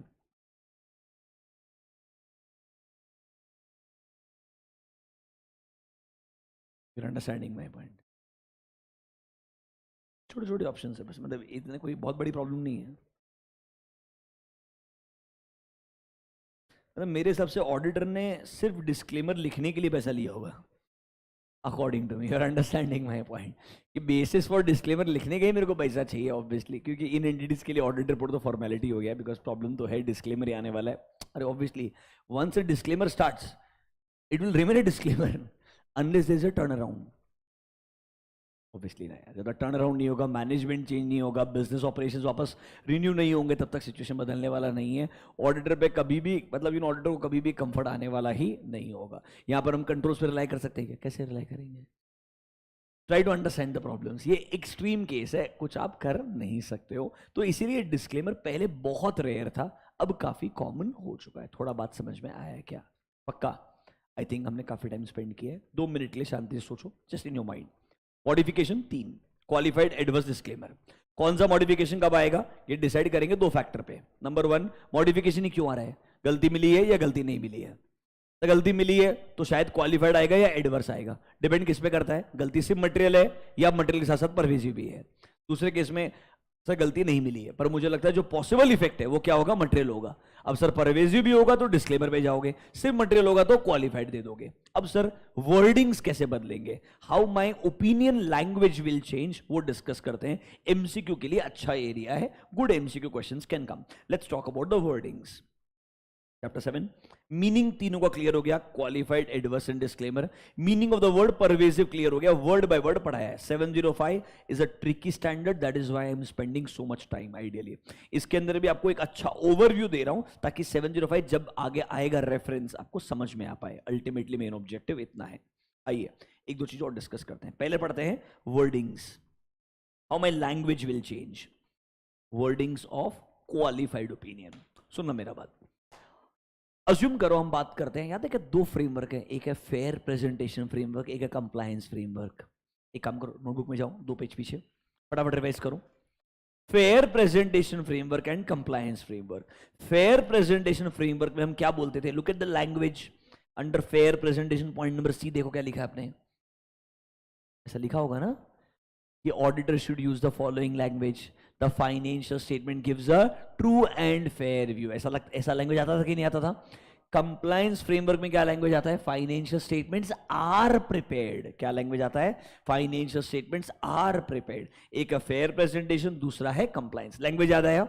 अब सोचो सेम फ्रेमवर्क ऑब्वियसली मॉडिफिकेशन में भी आएगा. देखो ये मेरा ओपिनियन का लैंग्वेज है, अब ओपिनियन तो मेरा मॉडिफाइड भी हो सकता है, अनमॉडिफाइड भी हो सकता है. तो let's talk about fair presentation. एक एग्जांपल लेते हैं फेयर प्रेजेंटेशन का. सुनना, क्लीन ओपिनियन है, फेयर प्रेजेंटेशन है. क्या बोलूंगा, in our opinion and to the best of our information and explanation given to us. सुना ना line, the financial statement gives a true and fair view.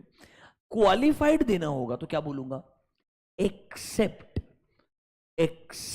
For the effects of certain matters everything is true and fair. मतलब clean में बोलते हैं true and fair, qualified में बोलते हैं true and fair accept. एक वर्ड आता है एक्सेप्ट. देखो क्या हुआ, ऐसा लैंग्वेज आना चाहिए. Accept for the effects of matters described in basis for qualified opinion section everything else should be true and fair. मतलब बाकी लैंग्वेज सेम रहेगा, सिर्फ क्या स्टेटमेंट आना चाहिए? एक्सेप्ट. कि मतलब भाई कुछ मैटर्स हैं जो हमने डिस्क्राइब किए. कहां डिस्क्राइब किए हैं? Basis for qualified opinion. Let me show you the example. देखो qualified opinion, look at the language. In our opinion and to the best of our information and explanation given to us. Can you see a word? Except for the effects of matter described. Where will you describe this? Basis for qualified opinion section. Other than this, can I say financial statement gives a true and fair view? क्या आपको language समझ में आया? Qualified में सिर्फ क्या statement add हो जाएगा? Accept for the effects of matter. अब सुनो, या तो ये आएगा एक्सेप्ट फॉर द इफेक्ट्स, या आएगा accept for the possible effects. गलती मिल जाएगी तो बोलेंगे एक्सेप्ट फॉर द इफेक्ट्स, गलती मुझे लगता है हो सकती है, तो लैंग्वेज को कैसे बदलेगा? Look at this another example. Qualified opinion, look at the language. In our opinion to the best of our information and explanation given to you except for the possible effects. मतलब सिर्फ एक word है effect या possible effect. क्या language समझ में आया क्या? नोटबुक में जाओ, लिखो. सिर्फ क्रक्स लिखेंगे, यहां पूरा फालतू का रिपीटिशन नहीं करेंगे, सिर्फ रेलेवेंट सेंटेंस जो आपको पता होना चाहिए. देखिए अगला पॉइंट 705 में point number 5, wordings in case of modified opinion. Wordings in case of modified opinion. Number A, qualified opinion, dash करके लिखो. Accept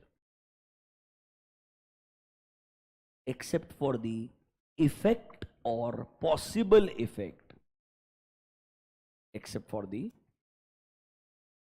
effect or possible effect of the matter.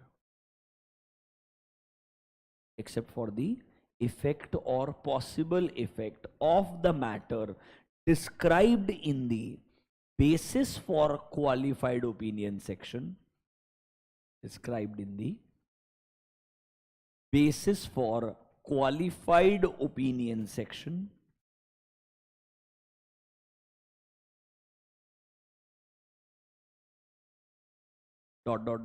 Financial statement gives a true and fair view. ... Financial statement gives a true and fair view. Financial statement gives a true and fair view. Or financial statements are prepared.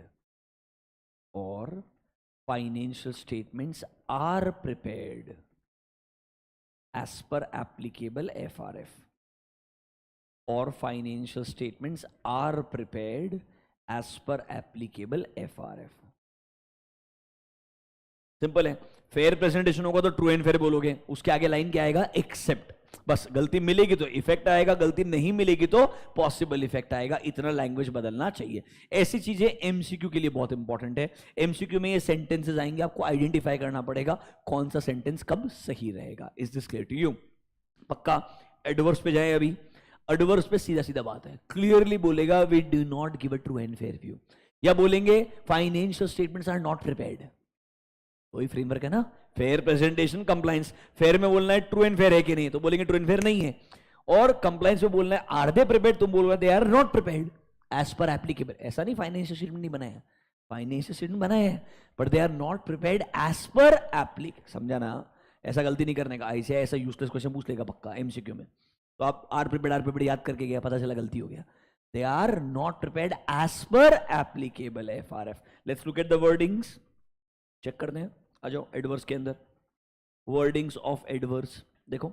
When the auditor expresses an adverse opinion, he shall state in his audit report कि भाई कुछ significant matters की वजह से जो कहां पर रहेंगे, बेसिस फॉर एडवर्स ओपिनियन, हम क्या बोलेंगे, financial statements do not present fairly, या बोलेंगे financial statements do not give a true and fair view, या सर अगर कंप्लायंस फ्रेमवर्क होगा तो बोलेंगे financial statements have not been prepared as per applicable FRF. मतलब बॉटम लाइन क्लियरली बोलेंगे there is no true and fair view and they are not prepared. मतलब इसमें except for 1 और 2 मैटर वाला कॉन्सेप्ट नहीं है, पूरा फाइनेंशियल स्टेटमेंट ही मैं बोलता हूं ट्रू एंड फेयर नहीं है, एंड पूरा फाइनेंशियल स्टेटमेंट ही मेरे हिसाब से एज पर एप्लीकेबल एफआरएफ नहीं है। Write down point number B, adverse opinion, dash करके लिखो,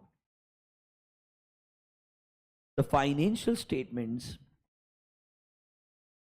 do not give a true and fair view.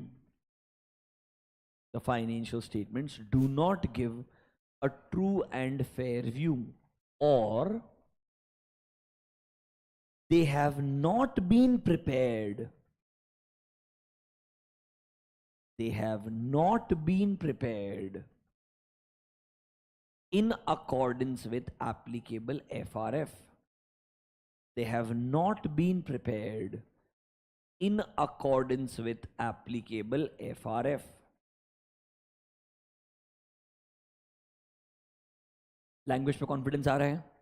कैसा भी क्वेश्चन पूछे, एक बार अगर तुमने ढंग से समझ लिया, जितना रिक्वायर्ड है लिख लिया, अगली बार सिर्फ मस्ट रीड करने का, आई am sure you can not go wrong, don't worry. देखो फाइनल में तो डर है ही नहीं कि 705 पे 20 मार्क के क्वेश्चन आ जाएंगे, इम्पॉसिबल है। मतलब मेरे पास सारे स्टैंडर्ड्स मिला के, ऐसे नहीं, सारे स्टैंडर्ड्स मिला के 50 मार्क का वेटेज है। मतलब मेरे को हर स्टैंडर्ड से क्वेश्चन आएगा, ये गारंटी नहीं है। अगर आ भी गया तो it's going to be 1 question, और वो जानबूझ के बेसिक लेवल का क्वेश्चन नहीं पूछेगा, सोच समझ के क्वेश्चन पूछेगा। तो अगर मेरा अंडरस्टैंडिंग रहा, it's going to be more than sufficient, don't worry about it. इधर पूरा स्टैंडर्ड याद करके जाने की तो बिल्कुल जरूरत ही नहीं है, पूरा स्टैंडर्ड समझ के जाने की बहुत जरूरत है, क्योंकि क्वेश्चन किधर से भी पिक हो सकता है। So if I know standard really well, I am will be able to write, there is no problem at all. जिधर मुझे मालूम है कि यार वो प्रॉब्लमेटिक है, जैसे कल बताया था specific evaluation by the auditor के 5 पॉइंट क्या है, वैसे क्वेश्चंस कुछ स्टैंडर्ड में रहेंगे जहां पर आपको पॉइंट याद करके जाने पड़ेंगे, वो मैं आइडेंटिफाई करके लिखवा के दे दूंगा, समझा दूंगा, एक आध बार तो आपको याद करना पड़ेगा लास्ट डे के लिए, पर ऐसे क्वेश्चन गिने चुने हैं फाइनल में in case of standards. In other chapters there will be such questions, we will find out how to deal with that, don't worry. अभी के लिए इतना समझ में आया। अब आते हैं डिस्क्लेमर पे। अगर एक्चुअली क्वेश्चन आया तो डिस्क्लेमर पे आएगा, मैं आपको पक्का बोलता हूं। ये पीछे 2-3 कारण है। एक तो ऐसा ऑलरेडी हो चुका है, दूसरा डिस्क्लेमर के केस में लैंग्वेज बदलता है, एक्चुअली में लैंग्वेज स्ट्रेट फॉरवर्ड नहीं होता है। पहली चीज तो याद है क्या, वी हैव ऑडिटेड, वैसा आता ही नहीं है, वर्ड आएगा we were engaged to audit. मतलब इसमें ओपिनियन हेडिंग में दोनों पैराग्राफ बदल जाते हैं। देखो अभी क्या हो रहा था, ओपिनियन हेडिंग में चेंज किधर आ रहा था, ढंग से देखना, ऑब्जर्व करना, क्वालिफाइड में ओपिनियन हेडिंग में चेंज आ रहा था only in second paragraph, here ऊपर वाला था एज इट इज था ना। एडवर्स के अंदर भी क्या था, this paragraph was as it is, there was change only here, बराबर है। डिस्क्लेमर में इधर भी चेंज आएगा, इधर भी चेंज आएगा, एंड ऑडिटर्स रिस्पॉन्सिबिलिटी में भी चेंज आएगा, हर जगह पे चेंज आएगा। इसलिए डिस्क्लेमर इज वन एरिया जहां पे there are significant changes in the standard format, that is why a good 4 mark question can actually been made. इसीलिए उन्होंने अच्छा क्वेश्चन एक बार इंटर में भी पूछा है, फाइनल में 2-3 बार ऑलरेडी पूछा गया है, ये अच्छा क्वेश्चन बन सकता है। तो डिस्क्लेमर में कैसे ऑब्जर्व करना है, 2 मिनट डिस्क्लेमर निकालते हैं, एक बार रिपोर्ट को ऑब्जर्व करते हैं, फिर स्टैंडर्ड क्या बोलता है पढ़ लेंगे, don't worry. Look at disclaimer. सबसे पहला चीज डिस्क्लेमर, फर्स्ट लाइन देखो क्या बोलता है, वी वर एंगेज्ड टू, कहना ये लाइन बदल गया सीधा सीधा, पहली चीज तो है। मतलब यहां पे वी हैव ऑडिटेड के जगह क्या आएगा, we were engaged to audit, number 1। Number 2, we do not express an opinion on the financial statement. Clearly आ रहा है कि नहीं आ रहा है, बराबर है, क्लियरली बोल रहे हैं। तीसरा चीज, we were not able to obtain sufficient and appropriate audit evidence. Clearly sentence आ रहा है कि नहीं आ रहा है। इवन जब बेसिस आएगा, एक चीज नोटिस करो, बेसिस में सिर्फ रीजन आएगा, याद है क्या, बेसिस में नीचे रीजन के नीचे जो डिटेल में कंटेंट आता था, we have done the audit as per SAs, majority part उड़ जाता है, समझ लो। इसमें पूरा का पूरा सिर्फ रीजन ही आएगा, क्योंकि यहां पर सिर्फ मैं बोलूंगा मैं इंडिपेंडेंट एथिकल होना चाहिए, वो एक सेंटेंस आता है, बट ये बार बार नहीं बोलूंगा we have conducted audit as, अरे हमने बोला ना वी वर एंगेज्ड, ऑडिट हुआ ही किधर है? मेरी रेस्पॉन्सिबिलिटीज में डिटेल पढ़ने के लिए जाने की जरूरत ही क्यों है? आपको समझ में आएगा मेरा बात? इधर सिग्निफिकेंट चेंज है, यहां पर ओपिनियन हेडिंग में पहले तो बोलेंगे we were engage to audit, फिर बोलेंगे we do not express an opinion, फिर क्लियरली बोलेंगे we were not able to obtain sufficient and appropriate. ये तीन चीज समझ में आया क्या?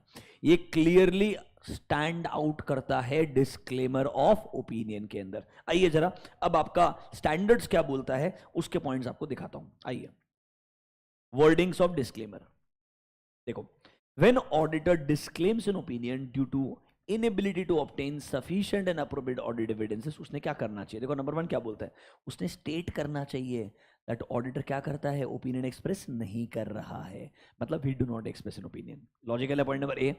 Read point number B, state करना because of the significance of matters, obviously describe कहां रहेंगे, basis for disclaimer. Auditor was not able to obtain sufficient and appropriate audit evidences, बराबर है कि नहीं है, टू बेस हिज ओपिनियन। फिर देखो point number 3, amend the statement in the opinion section, जहां पे इंडिकेट करता है that financial statements have been audited. इस बार वो पहला लाइन आएगा that auditor was engaged to audit, मतलब क्या ना इसे ओपिनियन में पहला लाइन बदलना चाहिए, वी हैव ऑडिटेड के जगह we were engaged to audit. Opinion में इन आवर ओपिनियन नहीं, we do not express an opinion, then we were not able to obtain sufficient. तीनों लाइन समझ में आया क्या?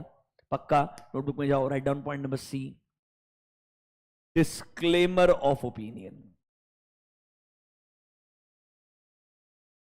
Under this point number A, under opinion section, amend the statement, under opinion section amend the statement which indicates that financial statements have been audited. Amend the statement which indicates that financial statements have been audited. To मतलब amend करके क्या लिखोगे? To state that auditor was engage to audit, to state that auditor was engaged to audit, to state that auditor was engaged to audit, मतलब we were engaged आएगा, not we have audited आएगा, bottom line. इतना समझ सकते हो, बराबर है। Point number B, auditor should clearly state that he does not express an opinion, should clearly state that he does not express an opinion on the financial statements, that he does not express an opinion on the financial statement. Clearly बोलना पड़ेगा, we do not express an opinion on financial statements, कुछ round round नहीं, except कुछ नहीं, clearly we do not express an opinion. समझा क्या? Write down point number C, auditor should also mention, double quotes में लिखो, because of the significance of, because of the significance of matters described in basis for disclaimer of opinion, significance of matters described in basis for disclaimer of opinion section, auditor was not able to obtain, auditor was not able to obtain sufficient and appropriate audit evidences. Auditor was not able to obtain sufficient and appropriate audit evidences. देखो final में ये भी बोल सकता है, draft paragraph disclaimer लिख के दिखाओ, इंपॉर्टेंट क्या रहेगा पता है क्या? ये keywords, we were engage to audit, we do not express an opinion, because of the these significant matters we were not able to obtain sufficient. ये कीवर्ड्स रहेंगे, ये चीज बराबर आनी चाहिए। बाकी तुम जनरल लिखेगा कोई फर्क नहीं पड़ने वाला है, वो इंपॉर्टेंट वर्ड्स को पिक करेगा कि भाई इतना तेरे को पता है क्या कि डिस्क्लेमर में कुछ सिग्निफिकेंट चेंजेस आते हैं। इतना बात समझ में आया क्या? मतलब हमने पूरा 705 में 3 मॉडिफिकेशन, कौन सा वाला मॉडिफिकेशन कब आएगा, उसका लैंग्वेज में कैसा बदलाव आएगा, हर चीज को डिटेल में समझने का ट्राई किया है। Is this clear to you? अब 2-3 छोटी मोटी और चीजें 705 में डिस्कस करते हैं। बाकी मेजर जो discussion from your understanding point of view है वो हो गया है। अब एक बढ़िया क्वेश्चन जो फाइनल में एक्चुअली आ सकता है, विड्रॉल के ऊपर है। लुक एट द हेडिंग, क्या बोलता है? Read this, note number 3. When auditor is not able to obtain sufficient and appropriate audit evidences because management has imposed a limitation after the auditor has accepted the engagement. दो situation सुनना, या तो engagement letter accept करने से पहले तुम final में समझ सकते हो 210 नहीं पढ़ाया, और आईसीआई के हिसाब से 210 तुमको पढ़ाने की जरूरत नहीं है, उन्होंने बोला तुम्हारे सिलेबस में नहीं है। समझ रहे हो मेरा बात? As per new syllabus 210 is not there, 210 is engagement terms. तो वो अज्यूम कर रहे तुमको ये आता है। सुनना, before agreeing the engagement terms, management पहले ही आपको एक रेस्ट्रिक्शन लगाता है। कुछ ऐसा एक क्वेश्चन याद आएगा कि मैनेजमेंट मेरे को एंगेजमेंट टर्म्स अग्री करते वक्त बोलता है तू इन्वेंट्री चेक मत करना, बाकी सब चेक कर लेना, रिसीवेबल चेक मत करना, बाकी सब चेक कर लेना, वो तेरे को मैं चेक करके रिपोर्ट बना के दूंगा। याद है कि रिटर्न रिप्रेजेंटेशन ले लेना मेरे से ऑब्टेन करने। यार बराबर है कि नहीं है? वो रिटर्न रिप्रेजेंटेशन से ज्यादा इंपॉर्टेंट क्या था? मैनेजमेंट ये रिस्ट्रिक्शन लगा रहा है एंगेजमेंट टर्म्स एक्सेप्ट करने से पहले। अगर ऐसा रिस्ट्रिक्शन एंगेजमेंट टर्म्स एक्सेप्ट करने के पहले लगा रहा है तो तूने एंगेजमेंट एक्सेप्ट नहीं करना चाहिए। बराबर है कि नहीं है? तो तूने एंगेजमेंट ही एक्सेप्ट नहीं करना। पढ़ाऊंगा मैं तेरे something called pre conditions for an audit. कुछ कंडीशन जो प्रेजेंट होनी चाहिए, उसके पहले मैंने ऑडिट एक्सेप्ट नहीं। याद आएगा ऐसा कुछ? मतलब सर अगर एंगेजमेंट एक्सेप्टेंस के पहले रेस्ट्रिक्शन लगाया है तो मैंने एंगेजमेंट एक्सेप्ट ही नहीं करना है। अभी सिचुएशन ये नहीं है। अब सिचुएशन क्या है? एंगेजमेंट एक्सेप्ट हो गया है, प्लानिंग हो गया है, during the course of audit अब मैनेजमेंट रेस्ट्रिक्शन लगा रहा है। मतलब ये उसने एंगेजमेंट के एक्सेप्टेंस के दौरान रेस्ट्रिक्शन नहीं लगाया, they imposed a restriction during the course of audit. मतलब जब तू ऑडिट कर रहा है तब तेरे को मना कर रहे होंगे, इन्वेंटरी को डिटेल में चेक मत कर, पेएबल मत चेक कर, whatever it is. Are they imposing a restriction now? Yes. Can I say bottom line, जब भी आपके स्कोप को रेस्ट्रिक्ट किया जाता है, क्या किया जाता है? ऑडिटर के स्कोप को रेस्ट्रिक्ट किया जाता है तो ऑडिटर किधर जाता है? डिस्क्लेमर की तरफ जाता है। आपने देखो अभी जिस पहले लिखा है टेबल के अंदर, डिस्क्लेमर के नीचे देखो ब्रैकेट्स में क्या लिखा है? when there is a restriction on scope of audit। Generally situation अगर ऐसी बनाई जाए जहां बोला जाए आपके ऑडिट के स्कोप को रेस्ट्रिक्ट करेंगे, मतलब बॉटम लाइन तेरे को ऑडिट करने ही नहीं देंगे। ऑडिट नहीं करने देंगे मतलब क्या नहीं होगा? You will not be able to obtain sufficient and appropriate audit evidence. मतलब अल्टीमेटली जाना किधर पड़ेगा? डिस्क्लेमर ही जाना पड़ेगा ना। The only subjective point is pervasive है कि नहीं है, वो जजमेंट पे डिपेंडेंट, बट अल्टीमेटली डिस्क्लेमर की तरफ जाएगा कि नहीं जाएगा? तो हाँ। तो सर ये हेडिंग देखो ढंग से, अगर auditor sufficient and appropriate audit evidence obtain नहीं कर पा रहा है क्योंकि मैनेजमेंट ने इंपोज किया है एक restriction after the auditor has accepted the, ये आफ्टर वाला पॉइंट इंपॉर्टेंट है। अगर ये बिफोर होता तो एंगेजमेंट एक्सेप्ट नहीं करता, आफ्टर है तो डिस्क्लेमर ही ऑप्शन है। अब देखो पूरी कहानी फालतू की। ऐसा हुआ है, पहले मैनेजमेंट को पूछने का क्यों, why are you imposing a restriction, let's continue with the original terms, ऐसा बोलने का ट्राई करोगे। बराबर है कि नहीं है? वो कंटिन्यू करता है, बढ़िया बात है, आपको एविडेंस मिलता है, आप कंटिन्यू करो, no problem at all. Management अभी भी तेरे को ऑडिट एविडेंस नहीं दे रहा है, अभी भी रेस्ट्रिक्शन कंटिन्यू कर रहा है, तो तू वही सोचेगा कि भाई इस बार इस रेस्ट्रिक्शन की वजह से क्या गलती जो आ सकती है फ्यूचर में, पॉसिबल मिसस्टेटमेंट, क्या वो मटेरियल होगा? हाँ। क्या वो परवेसिव होगा? नहीं। तो गो टू क्वालिफाइड। अगर वो मटेरियल होगा एज वेल एज परवेसिव होगा, गो टूवर्ड्स डिस्क्लेमर। और can I also consider withdrawal from engagement? But withdrawal के लिए वो आयशा की गाइड आ जाएगा कि अगर तू ऑलमोस्ट ऑडिट खत्म कर चुका है तो विड्रॉ मत कर, डिस्क्लेमर दे के जा। समझ में आया क्या मेरा बात? मतलब बॉटम लाइन एकदम टाइम पास सा प्रोसेस है। 2 मिनट आइए, पढ़िए फटाफट से, एक बार पढ़िए, आपको आराम से समझ में आएगा, very straight forward. 7.27 note number 3। Read point number 1 to 3. Very straightforward.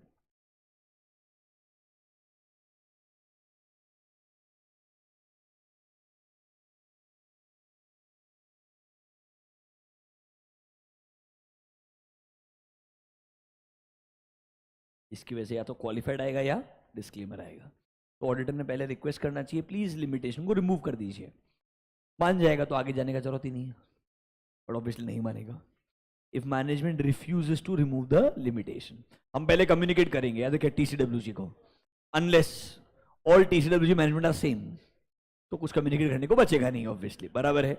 If the auditor is unable to obtain sufficient and appropriate audit evidences, तो उसने क्या करना चाहिए, ए एंड बी.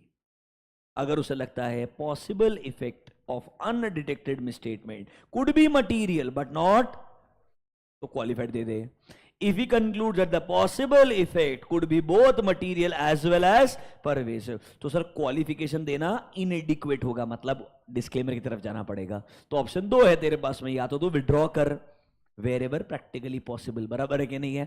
अदरवाइज तूने क्या करना चाहिए, if withdrawal is not practically possible then auditor should disclaim an opinion. Simple सा सिचुएशन है. मतलब तेरे को कुछ नहीं, मैनेजमेंट से समझना है, रिक्वेस्ट करना है हटाने के लिए, नहीं मानता है तो सिंपल चीज है टीसीडब्ल्यूजी को कम्युनिकेट कर एंड उसके बाद 705 को अप्लाई कर, इधर क्वालिफाइड और डिस्क्लेमर. डिस्क्लेमर के पहले विड्रॉल भी हो सकता है. विड्रॉल अगर प्रैक्टिकली पॉसिबल नहीं है तो डिस्क्लेमर देके चले जाना चाहिए. क्या आपको समझ में आया?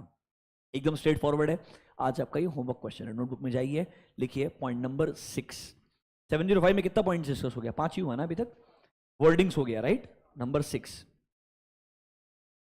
Consequences of inability, consequences of inability to obtain, consequences of inability to obtain sufficient and appropriate audit evidences due to management imposed limitation, due to management imposed limitation after acceptance of engagement, due to management imposed limitation after acceptance of engagement.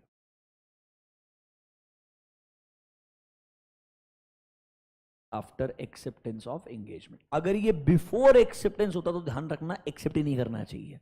बस वही एक trick है, after या before वो जो question आएगा MCQ में अगर आएगा तो 100% बिफोर आएगा, पक्का बोलता हूं. 4 मार्क का क्वेश्चन आएगा तो पक्का आफ्टर आएगा, क्योंकि एमसीक्यू में लिखने के लिए कुछ रहेगा ही नहीं, इसीलिए वो 1 मार्क के लिए पूछेगा उस सिचुएशन को. छोटी छोटी चीजें यार, अगर इस सब्जेक्ट में थोड़ा सा आपने टाइम डिवोट किया, हर स्टैंडर्ड को एकदम डिटेल में एक बार पढ़ लिया, नेक्स्ट टाइम रिवाइज करते वक्त हार्डली कुछ मिनट लगने वाले हैं. And if you do a revision 2 or 3 times before the exam last day, you should devote more time to other chapters only.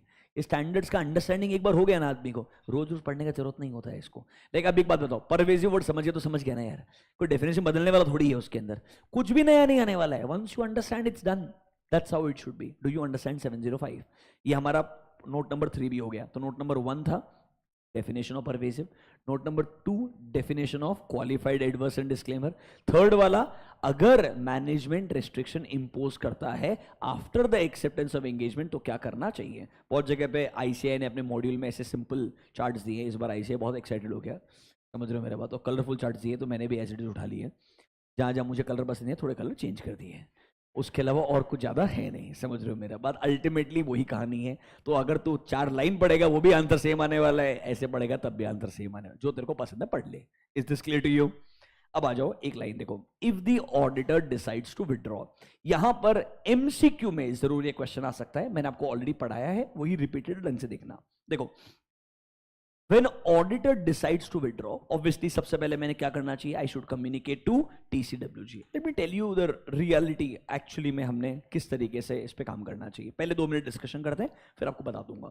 Listed company, सबसे पहले मैं डायरेक्टली ऑडिट कमेटी के पास जाता हूँ. TCWG मतलब ऑडिट कमेटी, उसका जो चेयरमैन है उसको डायरेक्टली मेरा एक कम्युनिकेशन जाता है दैट इन रीजंस की वजह से वी आर कंसिडरिंग विड्रॉल और resignation.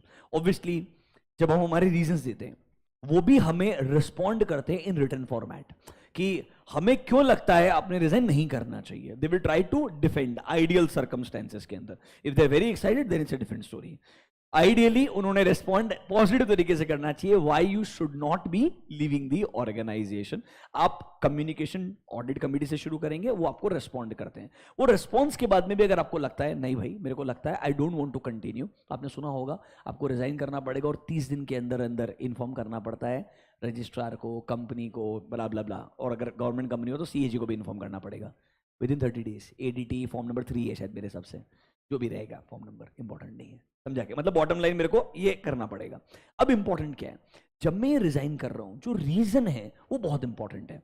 I have to give a reason, because recently ICI को रियलाइज होगा कि रेजिग्नेशन अब बहुत वोकल होना शुरू हो गया, एंड जब रेजिग्नेशन हो रहा है not giving a reason is a problem for the new auditor, because नए ऑडिटर को कैसे समझेगा पुराना ऑडिटर ने क्यों छोड़ के गया, वो उससे एनओसी मांगने के लिए जाएगा, वो बोलेगा ठीक है नो ऑब्जेक्शन, पर उसने रीजन तो देना चाहिए ना कुछ कि फॉर एग्जांपल तेरे को पैसा नहीं मिला है क्या, नंबर 1, या मैनेजमेंट में डेडलॉक है क्या, नंबर 2, नंबर 3 तुझे इंटिमिडेट किया गया है क्या, या तेरे काम को रेस्ट्रिक्ट किया गया है, इम्पोज, मतलब they have restricted your scope, मतलब एग्जैक्टली रीजंस क्या है, ये लिखने की वजह से ही नए ऑडिटर को समझेगा। एंड पता है चार्टर्ड अकाउंटेंट्स एक्ट 1949 में गाइडलाइंस भी है कि जब आप एज ए नया ऑडिट एक्सेप्ट करते हैं, वो याद है एनओसी क्लॉज, एक क्लॉज है कि भाई मैं जब नया एंगेजमेंट एक्सेप्ट करता हूं मुझे प्रीवियस ऑडिटर से एनओसी लेना पड़ता है, और पता है उसमें गाइडेंस दिया है अगर एनओसी लिया उसने बोल दिया फीस पेंडिंग तो मैं एंगेजमेंट एक्सेप्ट नहीं कर सकता हूं, पहले मेरे को फीस का सेटलमेंट करवाना पड़ेगा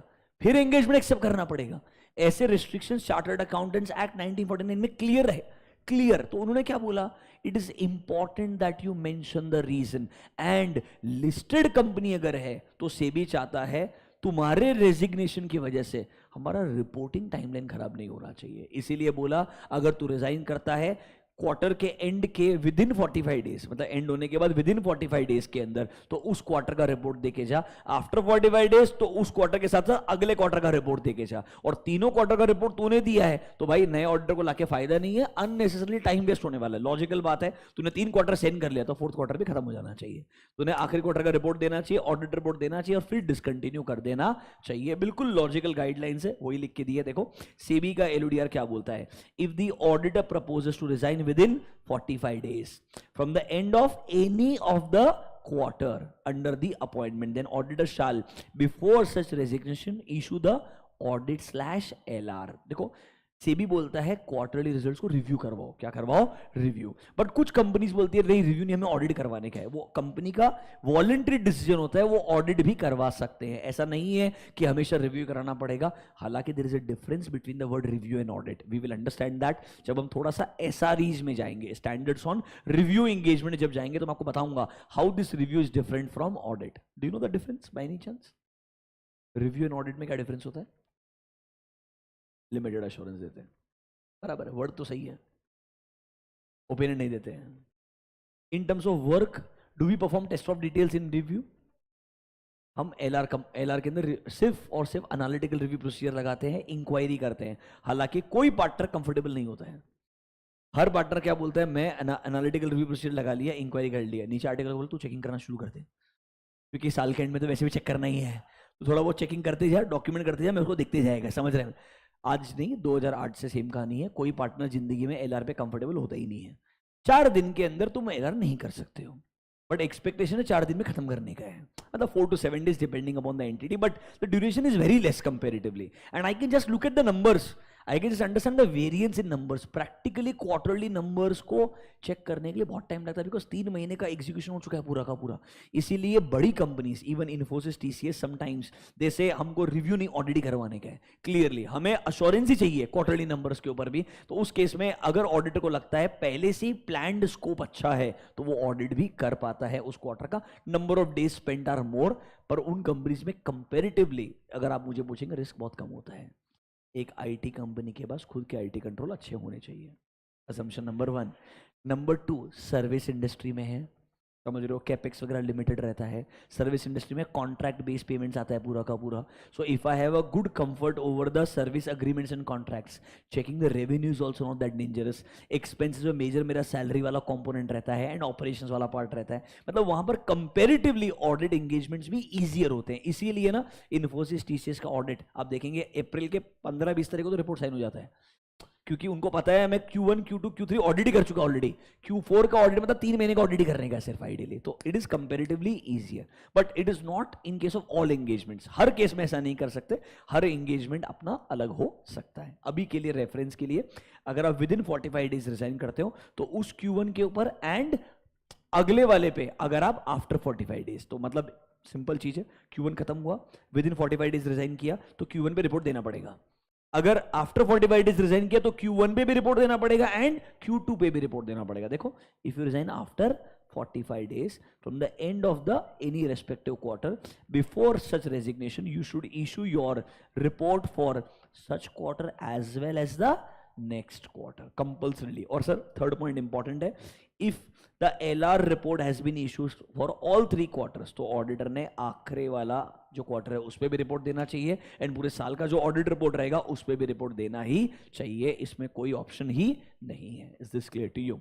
plus professional preoccupation logical reason नहीं है, आपको लॉजिकल रीजन देना पड़ेगा. फीस नहीं मिला है, डेडलॉक इन द मैनेजमेंट है, रेस्ट्रिक्शन ऑन स्कोप है, एग्जैक्ट रीजन मेंशन करना पड़ेगा ताकि नेक्स्ट ऑडिटर को जब अपॉइंट करें उसके लिए भी रैशनली पॉसिबल हो कि मैंने ये एक्सेप्ट करना चाहिए या नहीं करना चाहिए. थोड़ा सा आपको ये पॉइंट समझ में आया क्या? एक अच्छा अंडरस्टैंडिंग 705 का. देखो, एग्जाम क्वेश्चंस परवेजिव वर्ड के अराउंड, वर्डिंग्स के अराउंड अच्छे क्वेश्चन आ सकते हैं. फिर एमसीक्यू 45 डेज वाला ऐसा जो क्राइटेरिया है उसके अराउंड आ सकता है आइडियली. मतलब छोटी छोटी चीजें हैं जहां पर वो आपसे ट्रिकी क्वेश्चन बना करके पूछने का ट्राई करेगा. स्ट्रेट फॉरवर्ड क्वेश्चन क्या आएगा? सर आप sufficient and appropriate audit evidence obtain नहीं कर पाए क्योंकि उन्होंने रिस्ट्रिक्शन लगा दिया. तो आपने क्या करना चाहिए? एंगेजमेंट एक्सेप्ट करने के बाद में पूरा आपको स्टैंडर्ड प्रोसीजर लिखना पड़ेगा, बताना पड़ेगा आई कैन कंसिडर विड्रॉल और डिस्क्लेमर इन दी एंड. इस तरीके का क्वेश्चंस का प्रिपरेशन आपको होना चाहिए. मैंने लास्ट में ना एक टेबल भी बना के दी है, एक समरी.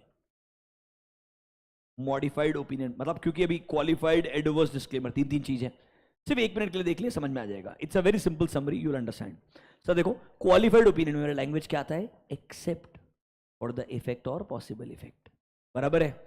मतलब ये बोल रहा है क्वालिफाइड ओपिनियन में तेरा लैंग्वेज क्या आएगा वो बता रहा है. एडवर्स में तेरा लैंग्वेज क्या आएगा? That financial statements are not true and fair और they are not prepared, they do not give a true and fair view, they are not prepared. Language आ रहा है ना, वही बोल रहा है. डिस्क्लेमर में क्या आएगा?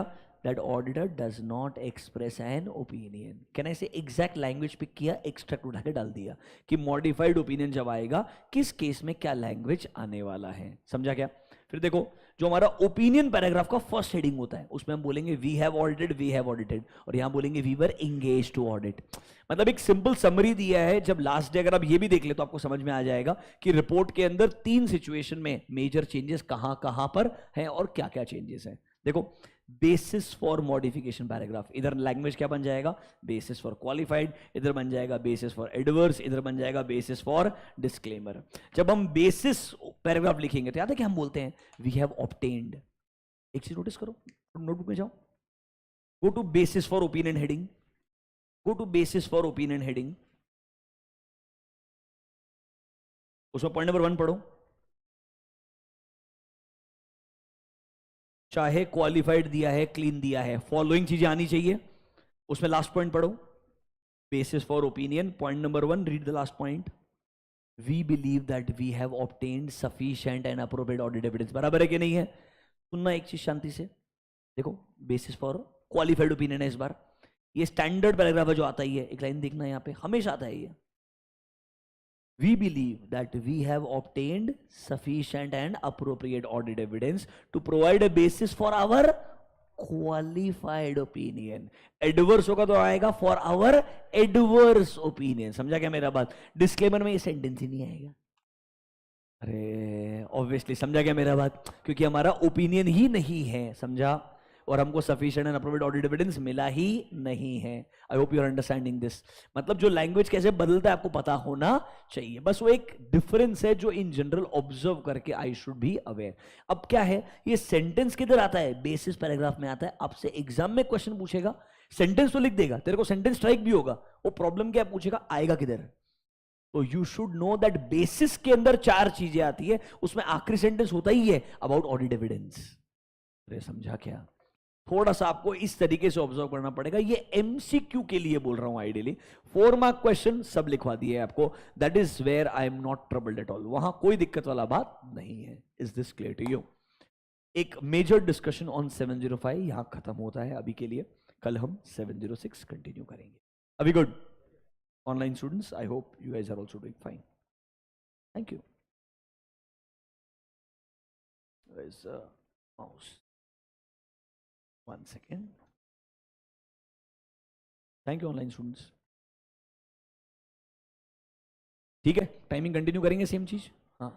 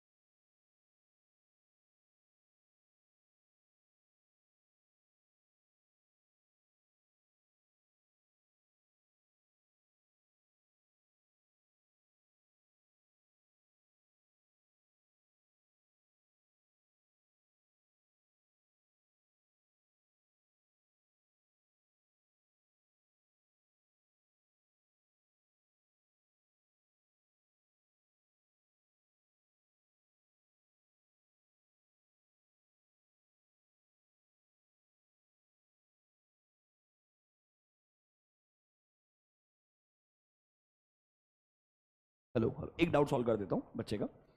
जब मैं मटेरियलिटी डिफाइन करता हूँ, I will define materiality for entire financial statement, materiality for account balance and materiality for transaction. तो something can be material even at account balance level, I would say it is a material statement. बराबर है कि नहीं है, कि अगर कोई गलती मेरे को 12 लाख के ऊपर हुई, लेट्स से मेरा अकाउंट बैलेंस लेवल 15 लाख का है, समझ रही, 12 लाख तक बोलूंगा इमटेरियल है, 16 लाख हो गया तो अकाउंट बैलेंस में बोलूंगा मटेरियल स्टेटमेंट है। बट ये ओवरऑल लेवल पे नहीं है, ये इंडिविजुअली अकाउंट बैलेंस में मटेरियल है। पर क्या करूंगा, सारी गलतियों को इकट्ठा करूंगा, सब मिला के क्या हो जाएगी, 25 लाख या 30 लाख, जो भी तेरा ओवरऑल नंबर रहेगा उसको क्रॉस कर जाएगा। बराबर है, मटेरियलिटी बता रहा हूं 320। तो इंडिविजुअल लेवल पे मटेरियल हो गया। अब परवेजिव है कि नहीं है, इसके लिए क्या करना पड़ेगा, आई वुड से एक ही गलती है, एक ही गलती 30 लाख की है, तो मेरा ट्रांजैक्शन लेवल भी ब्रीच किया उसने, अकाउंट बैलेंस लेवल भी ब्रीच किया उसने, और ओवरऑल लेवल भी ब्रीच किया उसने। तो मटेरियलिटी तो वो अकाउंट बैलेंस लेवल कब का ब्रीच कर चुका है, बट ये ओवरऑल लेवल ब्रीच करने की वजह से मैं बोलूंगा परवेजिव बन गया है। So for it to become pervasive, to think from financial statement level point of view, but when we check we think from transaction and account balance point of view, that's the difference. 320 और समझेगा, don't worry. ठीक है, yes, will continue like this, पक्का। See you tomorrow, bye. Yes.